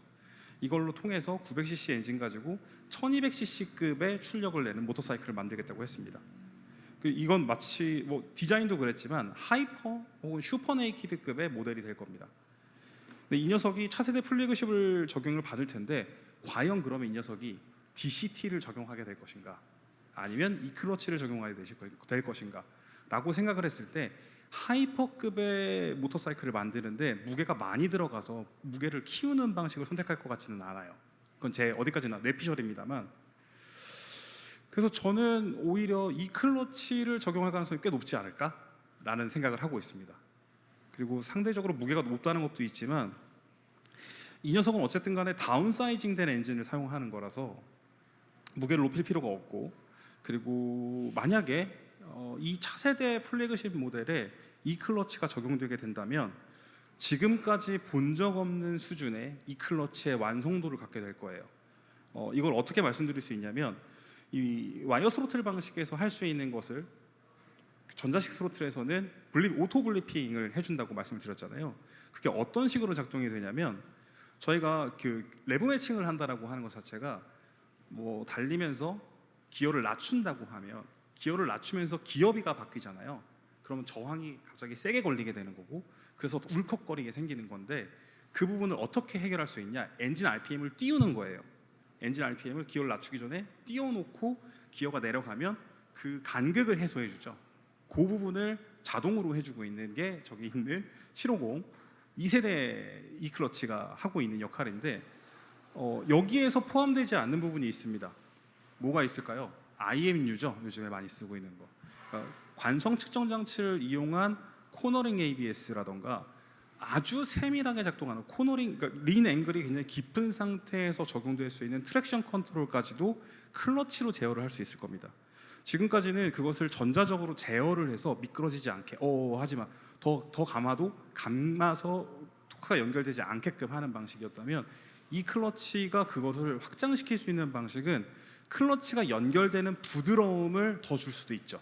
코너링 시에 내가 스로틀을 세게 감아도 더 부드럽게 연결시킨다거나 하는 식의 되게 세밀한 조작이 가능해질 거라고 생각해요. 그래서 이 클러치는 현 단계가 지금 최종 단계가 아니라 앞으로 더 발전할 것이고, 그것이 앞으로 계속해서 사용하면서 사용자의 피드백 그리고 개발자들이 그것을 발전시키기 위한 노력들을 통해서 굉장히 다양한 것들을 가능하게 할 것이다. 그래서 만약에 그런 차세대 모델에 이 클러치가 적용된다고 하면 그것은 아마도 끝판왕급의 기능을 갖춘 모델이 되지 않을까라는 전망을 가지고 있습니다. 긴 설명 감사합니다. 저도 그 어떤 모델에 적용될지는 잘 모르겠지만 사실 지금 혼다가 굉장히 빠르게 적용 모델을 늘려가고 있는 상태이긴 하거든요. 그러니까 23년도 11월에 이거를 처음 공개를 해서 24년도에 이제 글로벌 출시를 했고, 그 다음에 이제 지금 보시는 이 4개의 모델로 확장된 건데, 해외 시장을 보면 그 각 시장에 따라서 뭐 일본이나 중국 같은 경우에는 이 클러치를 단 모델일 때 다른 모델들이 있어요. 근데 그것들은 지금 현재 상태에서는 그 내수 시장에서만 판매되고, 글로벌로 판매되는 모델은 총 그러니까 사실상 7개죠. 지금 500 시리즈가 원래 CB500F가 있지만 국내에는 수입이 안 돼서 그 모델까지 해서 500 시리즈 3개, 650 2개, 그리고 750 2개 이렇게 생각을 하시면 될 것 같은데, 이 클러치 뭐 조작 기술 같은 것들이 사실 타 브랜드들에서도 굉장히 지금까지 많이 해왔고, 그러면서 제가 어떤 브랜드에서 담당자께 들은 얘기가, 어떤 기술이 양산화 된다는 거는 단순히 이거를 만들고 어디 모델에 적용해서 그냥 팔아서 팔린다라는 게 아니라 이게 시장에서 어떻게 받아들여지느냐가 굉장히 중요한 요소라고 해요. 그러니까 시장에서 받아들여진다는 거는 정비 비용이라던가 정비 주기 같은 것들을 이 소비자들이 감내할 수 있냐라는 거죠. 그래서 사실상 지금까지 많은 모터사이클들의 엄청난 많은 기술들이 있었지만 그것들이 연장되지 않았던 거는 사실 시장에서 못 받아들여지기 때문도 있을 것 같아요. 근데 저는 지금처럼 이렇게 혼다가 굉장히 빠른 속도로 지금 한 3년 정도 만에 이렇게 확장한 거는 어느 정도 내부적으로 판단이 끝났다. 양산을 그러니까 더 많은 모델에 적용해도 무리가 없겠다라고 판단을 했을 것 같고요. 그래서 저는 사실 이렇게 잘 모르겠지만 아마도 조만간 올해나 내년에 올해는 아니고 내년에 출시할 모델들에 더 많은 모델들에 이 클러치가 달리지 않을까라고 생각을 합니다. 이렇게 세 분 기자님들의 설명을 듣고 있다 보니까 그러니까 바이크를 사랑하는 라이더의 입장에서 그래도 어느 정도 매뉴얼을 탔다고 생각을 했는데, 이 클러치 바이크가 왜 이렇게 계속 생각이 나는지 저는 계속 생각이 나더라고요. 그 이유에 대해서 지금 제가 문득 조금 깨달음을 얻은 것 같은데, 사실 그러니까 리터급 스포츠 바이크까지 타오면서 어느 정도 저의 개인적인 주행 성향은 완성이 됐다고 생각을 하고 있었어요. 그리고 대부분의 라이더 분들도 이제 좋아하시는 장르 혹은 좋아하시는 주행 스타일, 그리고 변속 타이밍도 아마 모두 다르실 거예요. 근데 이번에 이제 호넷과 트랜잘프를 이 클러치 모드로 타면서 조금 놀랐던 게, 그러니까 변속을 권장하는 최대 RPM에서 제가 레브 매치 동작을 하지 않고 그냥 스텝을 통해서 변속을 하니까 그러니까 처음 느껴보는 좀 파워 밴드의 그래프가 좀 느껴지는 느낌이었거든요. 여태까지 이런 스타일로 타고 있었지. 근데 얘는 이렇게 타는 게 아니고 이렇게 한번 타봐. 그럼 되게 재미있을 걸. 그러니까 이런 메시지가 좀 느껴지는 느낌을 좀 받았거든요. 그래서 약간 조금 과하게 표현을 하자면 그러니까 약간 세계관이 좀 확장되는 느낌이 있었어요. 그래서 그런 이 클러치에 혼다가 얘기하고자 하는 이 클러치를 만든 이유에 대해서 저희 혼다 더고 시승센터에서 시승을 통해서 한번 체험을 해보시면 너무 좋을 것 같습니다. 사실 저도 질문을 굉장히 많이 받거든요. 특히 베테랑 라이더 분들이라고 하는 분들 혹은 레이스 하시는 분들한테 질문을 많이 받아요. 특히 그분들이 또 뭐라고 하냐면, 그러니까 이런 편의 기능들이 너무 많이 달리면 그 라이더들이 너무 그 모터사이클 실력이 떨어지는 거 아니냐라는 우려들을 하시기도 하는데, 저는 사실 이번에 시승회 하면서 느꼈던 게 그 자동차에서 그 어댑티브 크루즈 컨트롤 있는 차 있잖아요. 제 차는 없는데 있는 차 탈 때랑 없는 차 탈 때 같은 기분인 거예요. 그러니까 이건 있으면은 좋은 거지 굳이 없어야 된다고 생각이 전혀 안 들더라고요. 그래서 이거는 말씀하신 대로 그냥 정말 많은 분들이 경험을 해보면 이거는 그 굳이 그런 다른 생각이 들지 않을 것 같다라는 생각을 많이 했습니다. 저 진짜 그 부분에 대해서는 굉장히 공감합니다. 저는 그냥 일반 크루즈 컨트롤도 없는 자동차를 타고 있거든요. 네, 그러니까 근데 그게 저는 예전에는 일반 크루즈 컨트롤이 있는 차량을 탔었어요. 근데 그게 있고 없고가 물론 되게 큰 힘이 들어가는 건 아니잖아요. 자동차의 엑셀을 밟는다는 것 자체가 새끼발가락이나 뭐 엄지발가락 하나만 걸치고 살짝 얹어놓고만 있어도 돼도 그거를 해줄 수 있고 없고의 차이는 장거리를 갔을 때라던가 이럴 때 엄청 차이가 크다고 생각합니다. 그리고 한편으로는 그 베테랑들이 실력이 준다 혹은 뭐 그렇게 말씀하시는 것들 뭐 그렇게 생각하실 수도 있죠. 원래 하던 작업들을 이제 안 하기 시작하면 그럴 수 있을 거예요. 근데 제가 이번에 CB750 호넷과 트렌드 알프를 타면서 되게 크게 느꼈던 부분 중에 하나는 그런 거였어요. 그 제가 부족하다라고 느끼는 걸 더 많이 느꼈습니다. 제가 저보다 잘해요. 그런 부분들이 분명히 있습니다. 물론 제가 잘하는 부분도 있겠죠.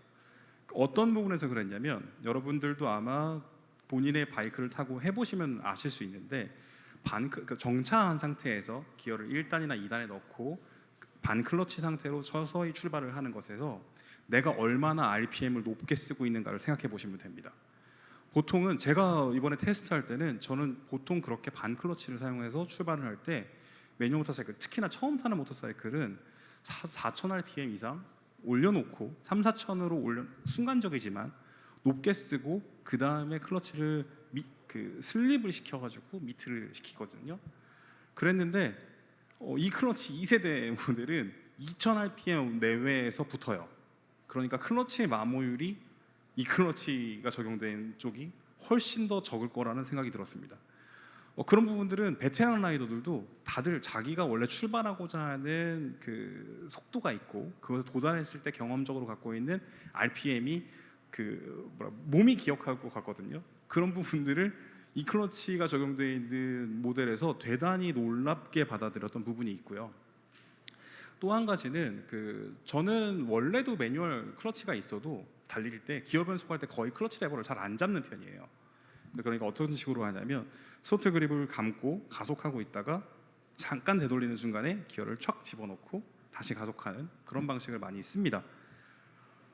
그랬는데 저는 그러니까 그 방식이 아니면 정말 레브 매칭으로 억지로 RPM을 끌어올리는 클러치를 잡고 RPM을 끌어올린 다음에 변속하기도 했어요.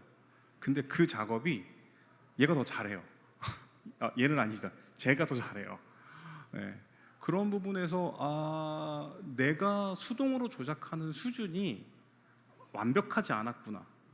되게 아주 잘하고 있다고 스스로는 생각했는데 모범 답안을 보고 나니까 나보다 잘하네. 얘한테 맡겨야겠다. 이게 아니라 이렇게 해야 되는 거구나 같은 걸 배우게 됐어요. 그리고 또 한편으로는 그렇습니다. 오토매틱 기어들이 많이 이제 적용이 되잖아요. 그러면 오토매틱으로 시작하신 분들은 나중에 다른 바이크 타봐야지 했을 때 매뉴얼 클러치가 있는 모델을 굉장히 타기 어려우실 거예요. 근데 이 녀석은 타면서 습관적으로라도 클러치를 써보기도 할 것이고 그러면 클러치를 다루는 방법, 제가 좀 전에 말씀드렸던 출발할 때 RPM을 너무 실속하지 않는 방법 혹은 우리 레브 매칭을 하는 방식에 대한 것들도 내가 오히려 실력을 키울 수 있는 기회를 만들어주는 모델이기 때문에 아까 말씀드렸던 것처럼 단지 혼다의 모터사이클의 판매량을 끌어올리는 데만 역할을 하는 것이 아니라 전체 모터사이클 시장에서도 활성화에 굉장히 기여를 할 수 있는 모델이라고 생각을 합니다. 그래서 오토매틱 차량들이 각각의 장점들을 가지고 많이 판매가 된다면 오토매틱들은 커지겠죠. 근데 그게 비용이 커지면 사람들은 그만큼 덜 타게 될 수 있고요. 그런 부분들을 생각해보면 저는 혼다가 가져온 이 클러치가 그래요. 그때 아까 류자키 씨 계속 말씀을 드리는데 류자키 책임 연구원 분이 얘기했던 것도 그랬어요. 그리고 저는 그때 그렇게 느꼈습니다. 이 클러치를 혼다가 도입한 것은 기존의 클러치 시스템이 혁명적으로 진화한 거라고 얘기를 했거든요. 저는 그래서 이 진화 단계는 굉장히 그 전과 이후가 많이 달라질 거라고 생각을 했습니다. 너무 길게 말씀드렸네요. 네.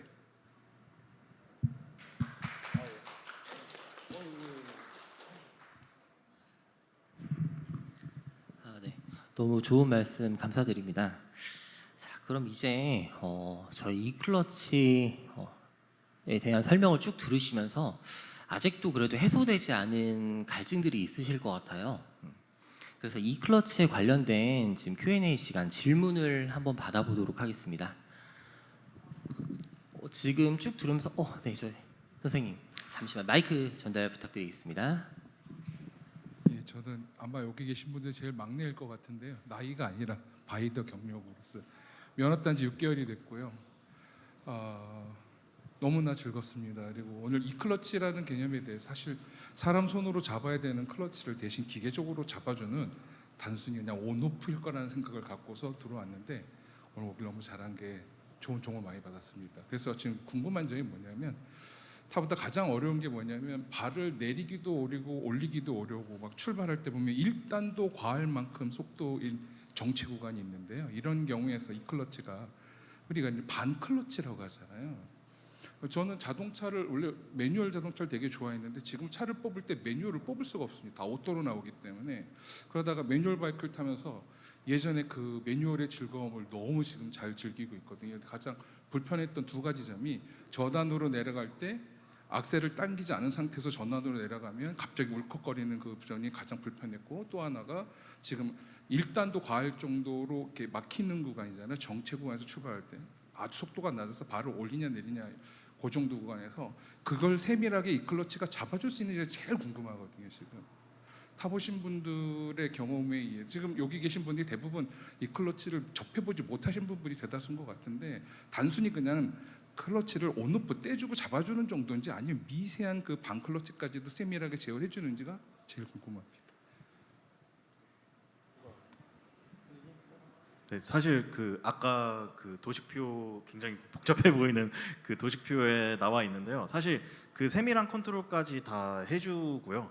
실제로 스로틀을 조금 더 세밀하게 써 보시면 그런 그 미트되고 떨어지는 것들이 느껴집니다. 그래서 네, 그거를 세밀하게 실제로 컨트롤하고요.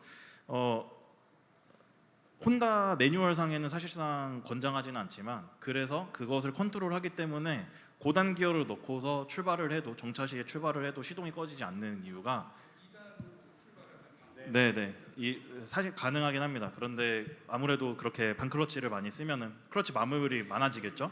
그렇기 때문에 혼다에서 권장은 하지 않는데요. 가능은 하고 실제로 그렇게 컨트롤을 합니다.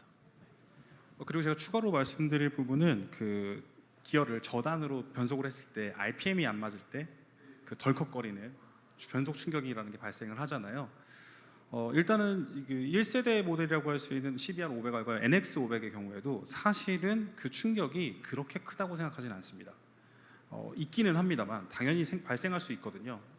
근데 그 부분이 해소가 되는 부분이 하나가 있는 것은 애초에 이 녀석들이 어시스트 앤 슬리퍼 클러치를 장착을 하고 있는 겁니다.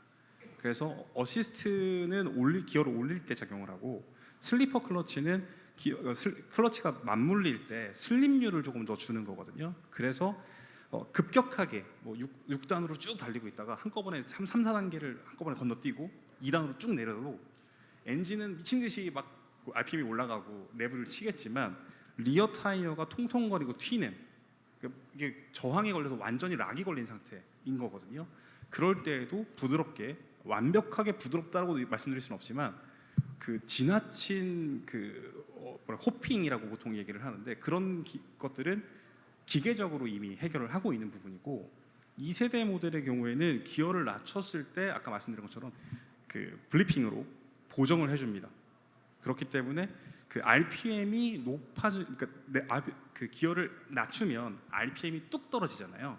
그 만 RPM 뭐 6,000 RPM이었던 게 4,000 RPM으로 뚝 떨어지거나 그럼 그때의 그 충격이 생기는 건데 아까 말씀드린 오토 블리핑 방식이 그 회전수를 맞춰주는 거예요. 네, 그렇기 때문에 이거는 그 단순히 클러치가 직접 클러치가 붙는 것을 조정한다기보다는 스로틀 바이 와이어 TBW 아까 말씀드렸던 전자식 스로틀이기 때문에 RPM을 띄우는 작업, 엔진을 조금 더 엔진을 회전수를 조금 더 높여주는 작업이 보정이 돼서 그 부분이 훨씬 더 편안하게 타실 수 있다.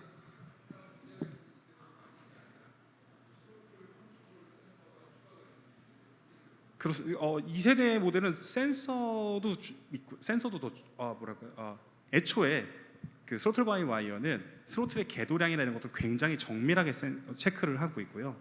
그리고 1세대 모델에도 스로틀 센서는 있어요. 그럼 포지션 센서의 개념이고, 그 2세대의 경우에는 좀 더 정밀하게 체크를 해서 그것을 ECU로 얼마만큼을 궤도를 했고 이것들 다 해주고 있거든요.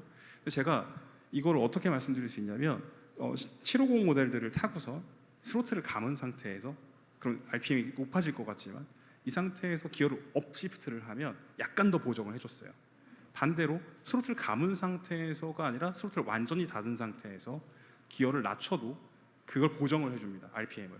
그래서 뒤로 걸리는 그 충격 자체를 굉장히 많이 완화해 주는데, 이제 6개월 되셨다고 말씀을 해주셨으니까 제가 조금 더 추가로 말씀을 드리고 싶은 부분은, 모터사이클에 앉아 있을 때 시트에 앉아 있다라는 생각보다는 모터사이클을 홀딩하고 있다라는 개념으로 가지고 계시면 기어 변속에 대한 충격을 라이더가 대비할 수 있고요. 그것을 왜 말씀드리냐면, 그냥 무턱대고 브레이킹을 하거나 기어를 낮추면 상체가 흔들리게 되고 그렇게 되면은 불필요한 잘못된 조작들을 할 가능성이 높아지니까 하체로 바이크를 잘 홀딩을 하신 상태에서 기어 변속하는 습관들을 들이시면 앞으로도 즐거운 라이딩을 더 재밌게, 더 덜 피로하게 즐기실 수 있을 것 같습니다. 제가 추가적으로 2가지 정도만 더 말씀을 드리고 싶어요. 혹시 그 이클러치 모델의 클러치 레버를 한번 손을 올려보신 적이 있으실까요? 아마 많이 놀라실 텐데, 이클러치 모델은 일단 이클러치 모드와 매뉴얼 모드 온오프가 가능하고요. 이클러치 모드가 적용이 된 상태에서는 클러치 레버에 손을 올렸을 때 한 클러치 레버가 움직이는 이 길이의 5분의 4 정도는 거의 저항감이 없이 안으로 쑥 들어가게 돼요. 이 포인트는 방금 말씀하신 것처럼 이제 정체가 심한 도로 상황에서 기본적으로 이 클러치의 주행 방식 자체도 울컥거림 없이 편안하게 타실 수 있지만, 그 안에서 더 디테일한 조작을 원하실 경우에 이 클러치가 켜져 있는 상태에서 반클러치 주행을 하실 수가 있어요. 그런데 클러치의 장력이 이미 한 5분의 4 정도까지 저항감이 거의 없이 들어온 상태에서 끝부분만 살짝 컨트롤 하시면 되니까 이런 정체 구간에서의 주행 피로도가 거의 없고요. 또 반클러치로 내가 동력을 붙여 놓은 상태에서 클러치 레버를 떼셔도 이미 동력이 들어간 중에서는 이 클러치가 계속 유지가 돼서 시동이 꺼지지가 않습니다. 그래서 지금 염려하시는 부분에 대해서 완벽하게 대응이 되는 모델이라고 생각하시는 게 제일 좋을 것 같고요. 추가적으로 한 가지를 더 말씀을 드리면, 이제 쿼터나 이제 미들급 모델 외에 더 이제 대배기량, 예를 들어서 호넷이나 트렌잘 프로 넘어갈 경우에 정체 구간에서 이 클러치 모드가 있어도 너무나 타이트한 구간은 사실 좀 울컥거림이 염려되시는 경우가 많을 것 같아요. 실제로 그 구간에서 피로도가 좀 강하기도 하고요. 그런데 그럴 때 저희 이제 750 모델들은 전부 그 레인 모드가 있어요. 그러니까 이미 이제 대배기량 혹은 좀 고급 바이크를 타시는 분들은 주행 상황 환경에 맞춰서 라이딩 모드를 변경하면서 타실 텐데, 정말 그 라이딩 모드와 저희 2세대 이클러치의 스로틀 바이 와이어가 같이 결합이 되면서 진짜 좀 놀라운 주행감이 만들어지거든요. 그래서 지금 딱 염려하시는 부분에 있어서 이클러치 주행을 한번 경험을 해보시면은 이거를 얘기하고 싶었던 거구나 하고 바로 느낌 오실 것 같습니다. 답변이 되셨을까요? 감사합니다. 네, 또 추가적으로 질문 있으신 선생님 계실까요? 네, 마이크 전달 부탁드리겠습니다.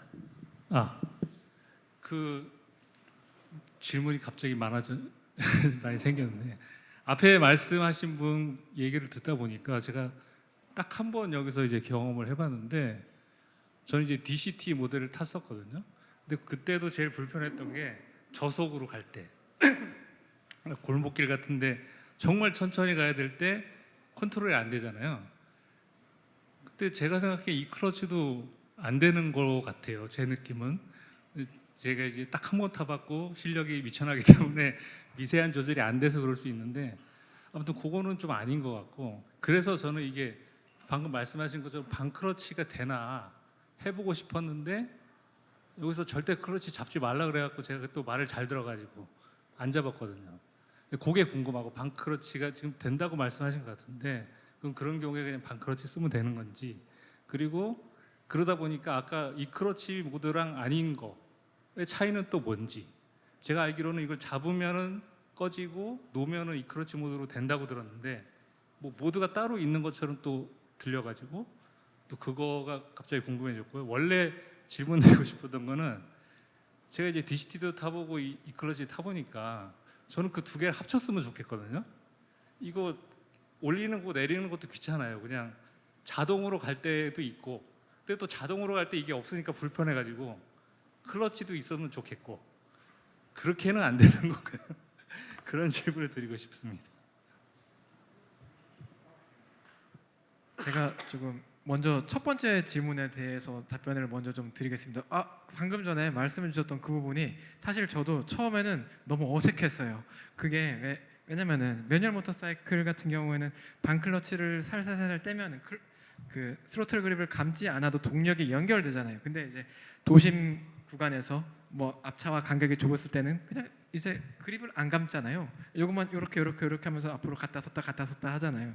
이제 그 주행이 익숙한데 이게 없고 이걸로만 해야 되니까 처음에는 어색했는데, 아까 말씀해 주셨던 거예요. 모드가 이제 MT 모드일 때는 완전히 이 클러치가 비활성화되는 거고요. 이 클러치 모드일 때는 레버를 잡았을 때 순간적으로 매뉴얼 모터 사이클처럼 반클러치를 활용하실 수가 있어요. 그래서 이 클러치 모드에 두시고 계속 잡았다 뗐다 하시면서 매뉴얼 모터 사이클처럼 타실 수가 있습니다.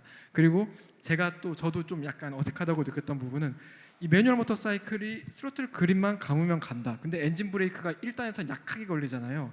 그러다 보니까 저속 컨트롤하는 거에 조금은 어려움이 있었는데, 완전히 이 모터 사이클을 매뉴얼 모터 사이클이라고 생각하지 않고 그냥 원심 클러치 모터 사이클이 장착되어 있는 슈퍼커브나 CT125 같은 모델이라고 이해하면서 타기 시작하니까, 그러면 그 감각이라고 생각하고 주행했을 때에는 크게 불편함이 느껴지진 않더라고요. 그래서 어느 정도 그런 보정을 할 수 있는 문제라는 생각이 들었습니다.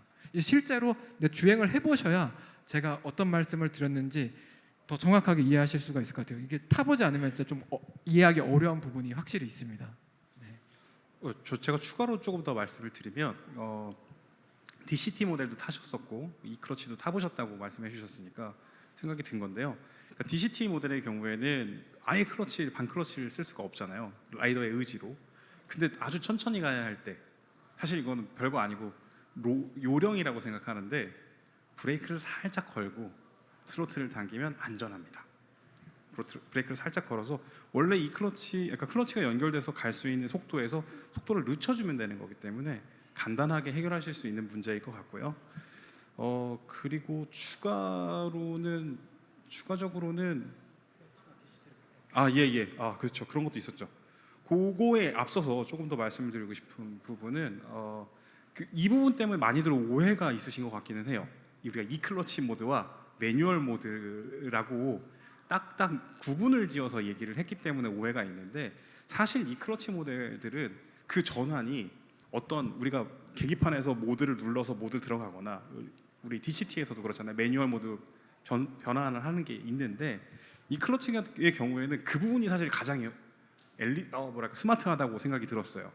정말로 클러치 레버를 수동으로 조작하다가 잠깐 놓고 있으면 이 클러치 모드로 활성화가 되어 있고, 내가 급하게 클러치를 딱 잡아버리면 곧바로 클러치가 작동을 하는, 이 부분이 정말 혼다가 설계를 너무 잘한 부분이라고 생각합니다. 그렇기 때문에 내가 아까 말씀해 주셨던 아주 저속으로 하고 싶다, 내가 매뉴얼로 반 클러치를 사용하고 싶을 때면 그냥 아무 때나 클러치 레버를 끝까지 잡으신 다음에 서서히 붙였다가 댔다를 하시면 됩니다. 근데 이것보다 아까 말씀드린 것처럼 이 클러치에 연결되어 있는 상태에서 브레이크를 살짝 거시는 편이 훨씬 편하실 겁니다. 그리고 DCT 방식과 이 클러치를 결합하는 것은 현실적으로 불가능할 것까지는 없을 것 같은데 그래야 할 효율이 안 나올 것 같아요. 왜냐하면 DCT는 어쨌거나 그 기어의 홀수단과 짝수단에 맞춰지는 저게 따로 있어야 되잖아요. 그러니까 무게가 너무 많이 올라가고 오히려 그렇게 생각해 보면 DCT와 이 클러치를 결합하는 방식은 필요 없을 것 같고 이 클러치 상태에서 오토매틱으로 기어를 변속해 주는 것은 액추에이터를 통해서 가능할 것 같습니다. 그러니까 아까 말씀드렸던 차후에 이 클러치가 어디까지 발전할지를 생각해 보면 그 오토매틱까지도 포함하지 않을까? 네, 맞습니다. 제 생각에도 그렇습니다. 네, 답변이 됐나 모르겠습니다. 감사합니다. 지금 앞에 기자분들께서 이제 기술적으로 너무 설명을 잘 해주셔서 저는 큐레이터로서 좀 답변을 드리려고 합니다. 그럼 혹시 저희 시승 방문하셨을 때 DCT 모델은 어떤 모델 주행을 하셨을까요?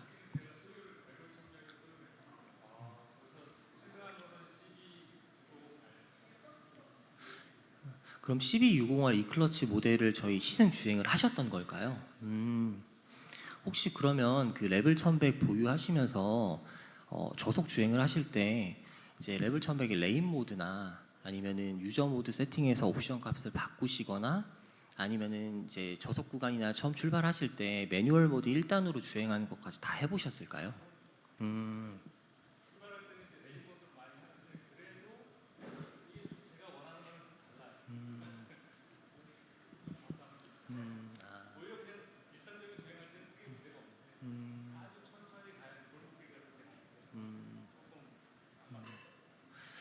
그러니까 레벨 1100이 고객님의 그런 어떤 갈증까지 해소를 해드렸으면 너무 좋았을 것 같은데 사실 바이크는 어쨌든 이제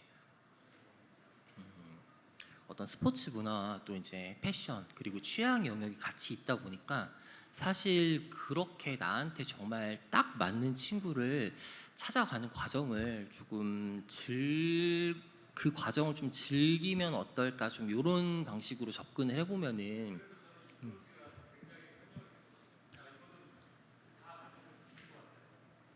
그럼 혹시 이 클러치 네. 제가 좀 말씀드려도 될까요? 네. 그 사실 그 모터사이클을 타면서 우리가 가장 많이 쓰는 게 뭘까요? 뭐라고 생각하세요? 우리가 모터사이클을 타면서 우리가 가장 많이 사용하는 게 뭘까요?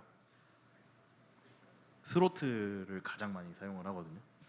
스로틀 컨트롤이 가장 중요합니다. 그거는 레이서분들이 하는 얘기예요. 스로틀 컨트롤이 중요하다. 그래서 잘 타는 이건 자동차도 마찬가지인데 잘 타는 사람들은 이거를 우리가 100단계로 나눠서 탄다면 이 사람들은 1000단계로 나눠서 쓰는 거예요. 그리고 모터사이클은 두 바퀴라서 넘어지잖아요. 저속으로 컨트롤하는 게 제일 어려운 겁니다. 어려우셨던 게 맞는 겁니다. 그래서 어떻게 하셔야 되냐? 혼다 에듀케이션 센터에 가셔서 수강을 하시면 거기서 그 협로 주행을 배워요. 협로를 천천히 가는 주행을 배웁니다. 그러면 모터사이클의 밸런스, 우리가 이 무게 밸런스를 잡는 것과 클러치나 어떤 스로틀이나 브레이크를 사용해서 천천히 가는 능력을 기를 수 있죠. 그렇게 되면은 그거를 익숙해지시고 나면 뭘 타시든지 저속에서 불편함을 느끼지 않으실 것 같아요. 실력은 초보인데요. 그래도 경력은 20년이 넘었거든요. 그래서 매뉴얼에 익숙해요. 그래서 이 클러치 잡는 게 훨씬 편한데 이 DCT가 오히려 그게 좀 불편했다. 그 말씀을 드리는 거죠. 알겠습니다. 그래서 결국은 매뉴얼로 다시 갔습니다. 저희 그 끝으로 선생님 저희 이 클러치 신모델 시승 개시할 때 다시 한번 방문해 주시면 클러치 매뉴얼 모드 기타 등등 많은 부분에서 안내 도와드리도록 하겠습니다. 네, 잡아보실 수 있도록 안내 도와드리겠습니다. 또 추가 질문 있으신 선생님 계실까요? 네. 그러면 Q&A는 여기까지 진행하도록 하겠고요. 이제 이렇게 이야기를 하다 보니까 이제 어느덧 시간이 토크쇼를 마무리할 때가 다가온 것 같습니다. 황금 같은 귀한 주말 시간에 이렇게 방문해 주신 모든 여러분들 정말 진심으로 감사의 말씀드리고요. 자, 이제 처음 말씀드렸던 이제 기다리셨던 럭키 드로우 이벤트를 한번 진행을 해보려고 합니다. 입장하실 때 저희 닉네임을 쪽지에 넣어서 이제 케이스에 저희가 준비를 했는데요. 혹시 케이스가 지금 준비가 되어 있을까요? 저희 닉네임 쪽지 입장 그러셨을까요? 잠시만 기다려 주세요.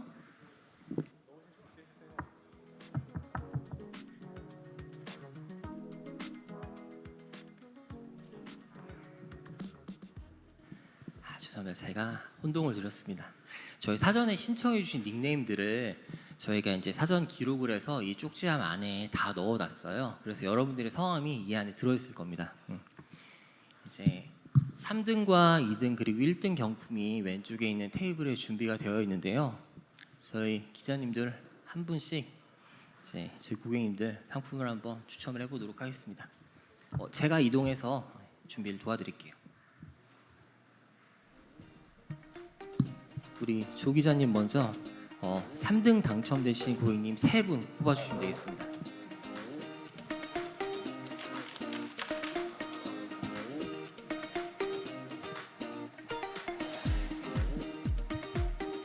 네, 잠시만요. 개봉 한번 오픈해 주시고요. 네.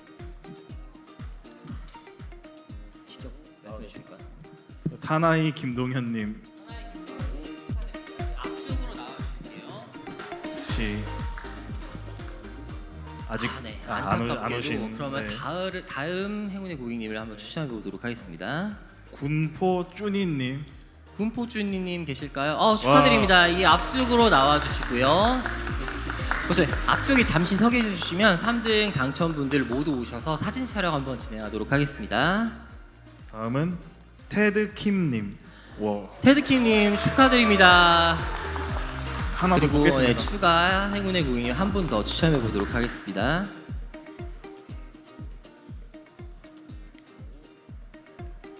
케빈님 케빈님 자리 계실까요? 영어로 케빈 네, 걷는 것만 잘 안타깝게도 안 계시고 다음 분 한번 추첨해 보도록 하겠습니다. 랑랑이님 랑랑이님 자리 계실까요? 어 축하드립니다. 저희 앞쪽으로 나오실게요. 네. 사진 촬영 진행을 작가님께서 요 앞쪽으로, 네, 가운데 쪽으로 이동해 주시겠습니다.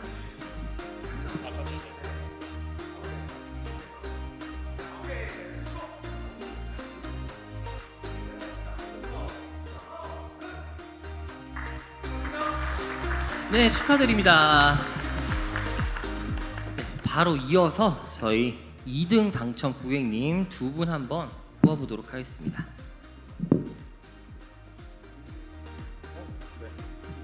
기자님 추첨해 주실까요? 좀 앉으시고 드릴게요. 한 분인가요? 두 분? 아, 네.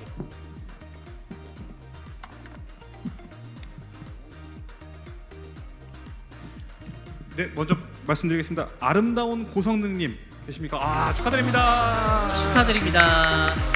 네, 앞쪽으로 나와주시고요.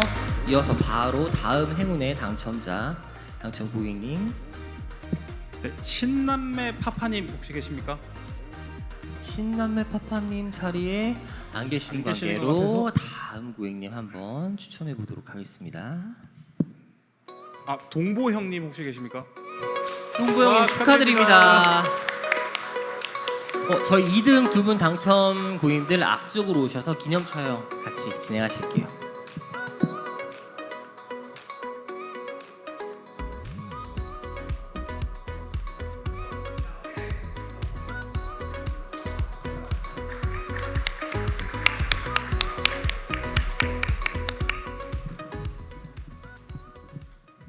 네, 대망의 1등입니다, 기자님. 제가 1등에 당첨자를 대망의 저희 1등 고객님 당연히 한 분이시겠죠.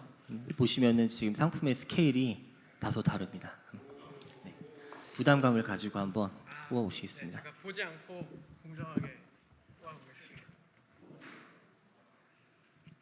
최혜영님 안 계신가요? 최혜영님. 최영님,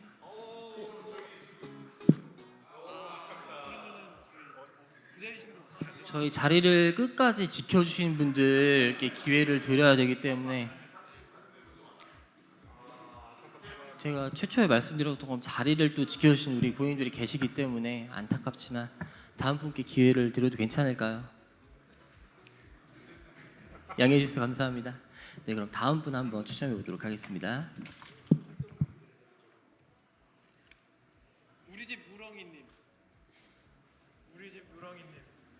누렁이님, 그러면 다음 분께 기회를 한번 더 넘겨보도록 하겠습니다. 붉은 메뚜님. 축하드립니다. 아, 또 저희 더고에서 시승 참여를 해주셨던 고객님 너무 축하드립니다. 네, 앞쪽으로 나오실게요.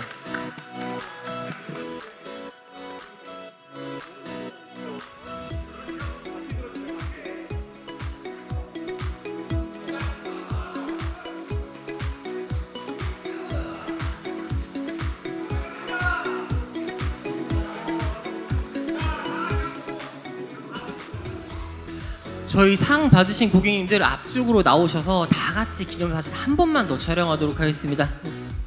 네, 우리 고객님도 앞쪽으로 와주시고요.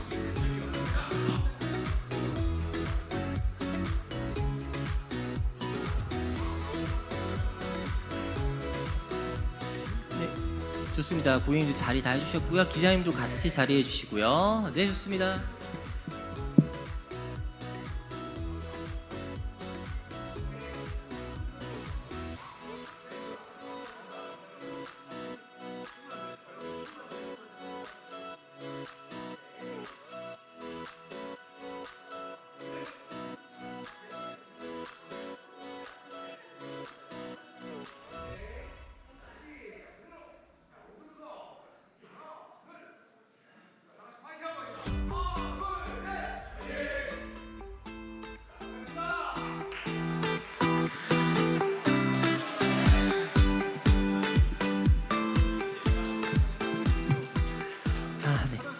이상으로 저희 이클러치 토크 콘서트는 마치도록 하겠습니다. 방문 주신 고객님들 너무 감사드리고요.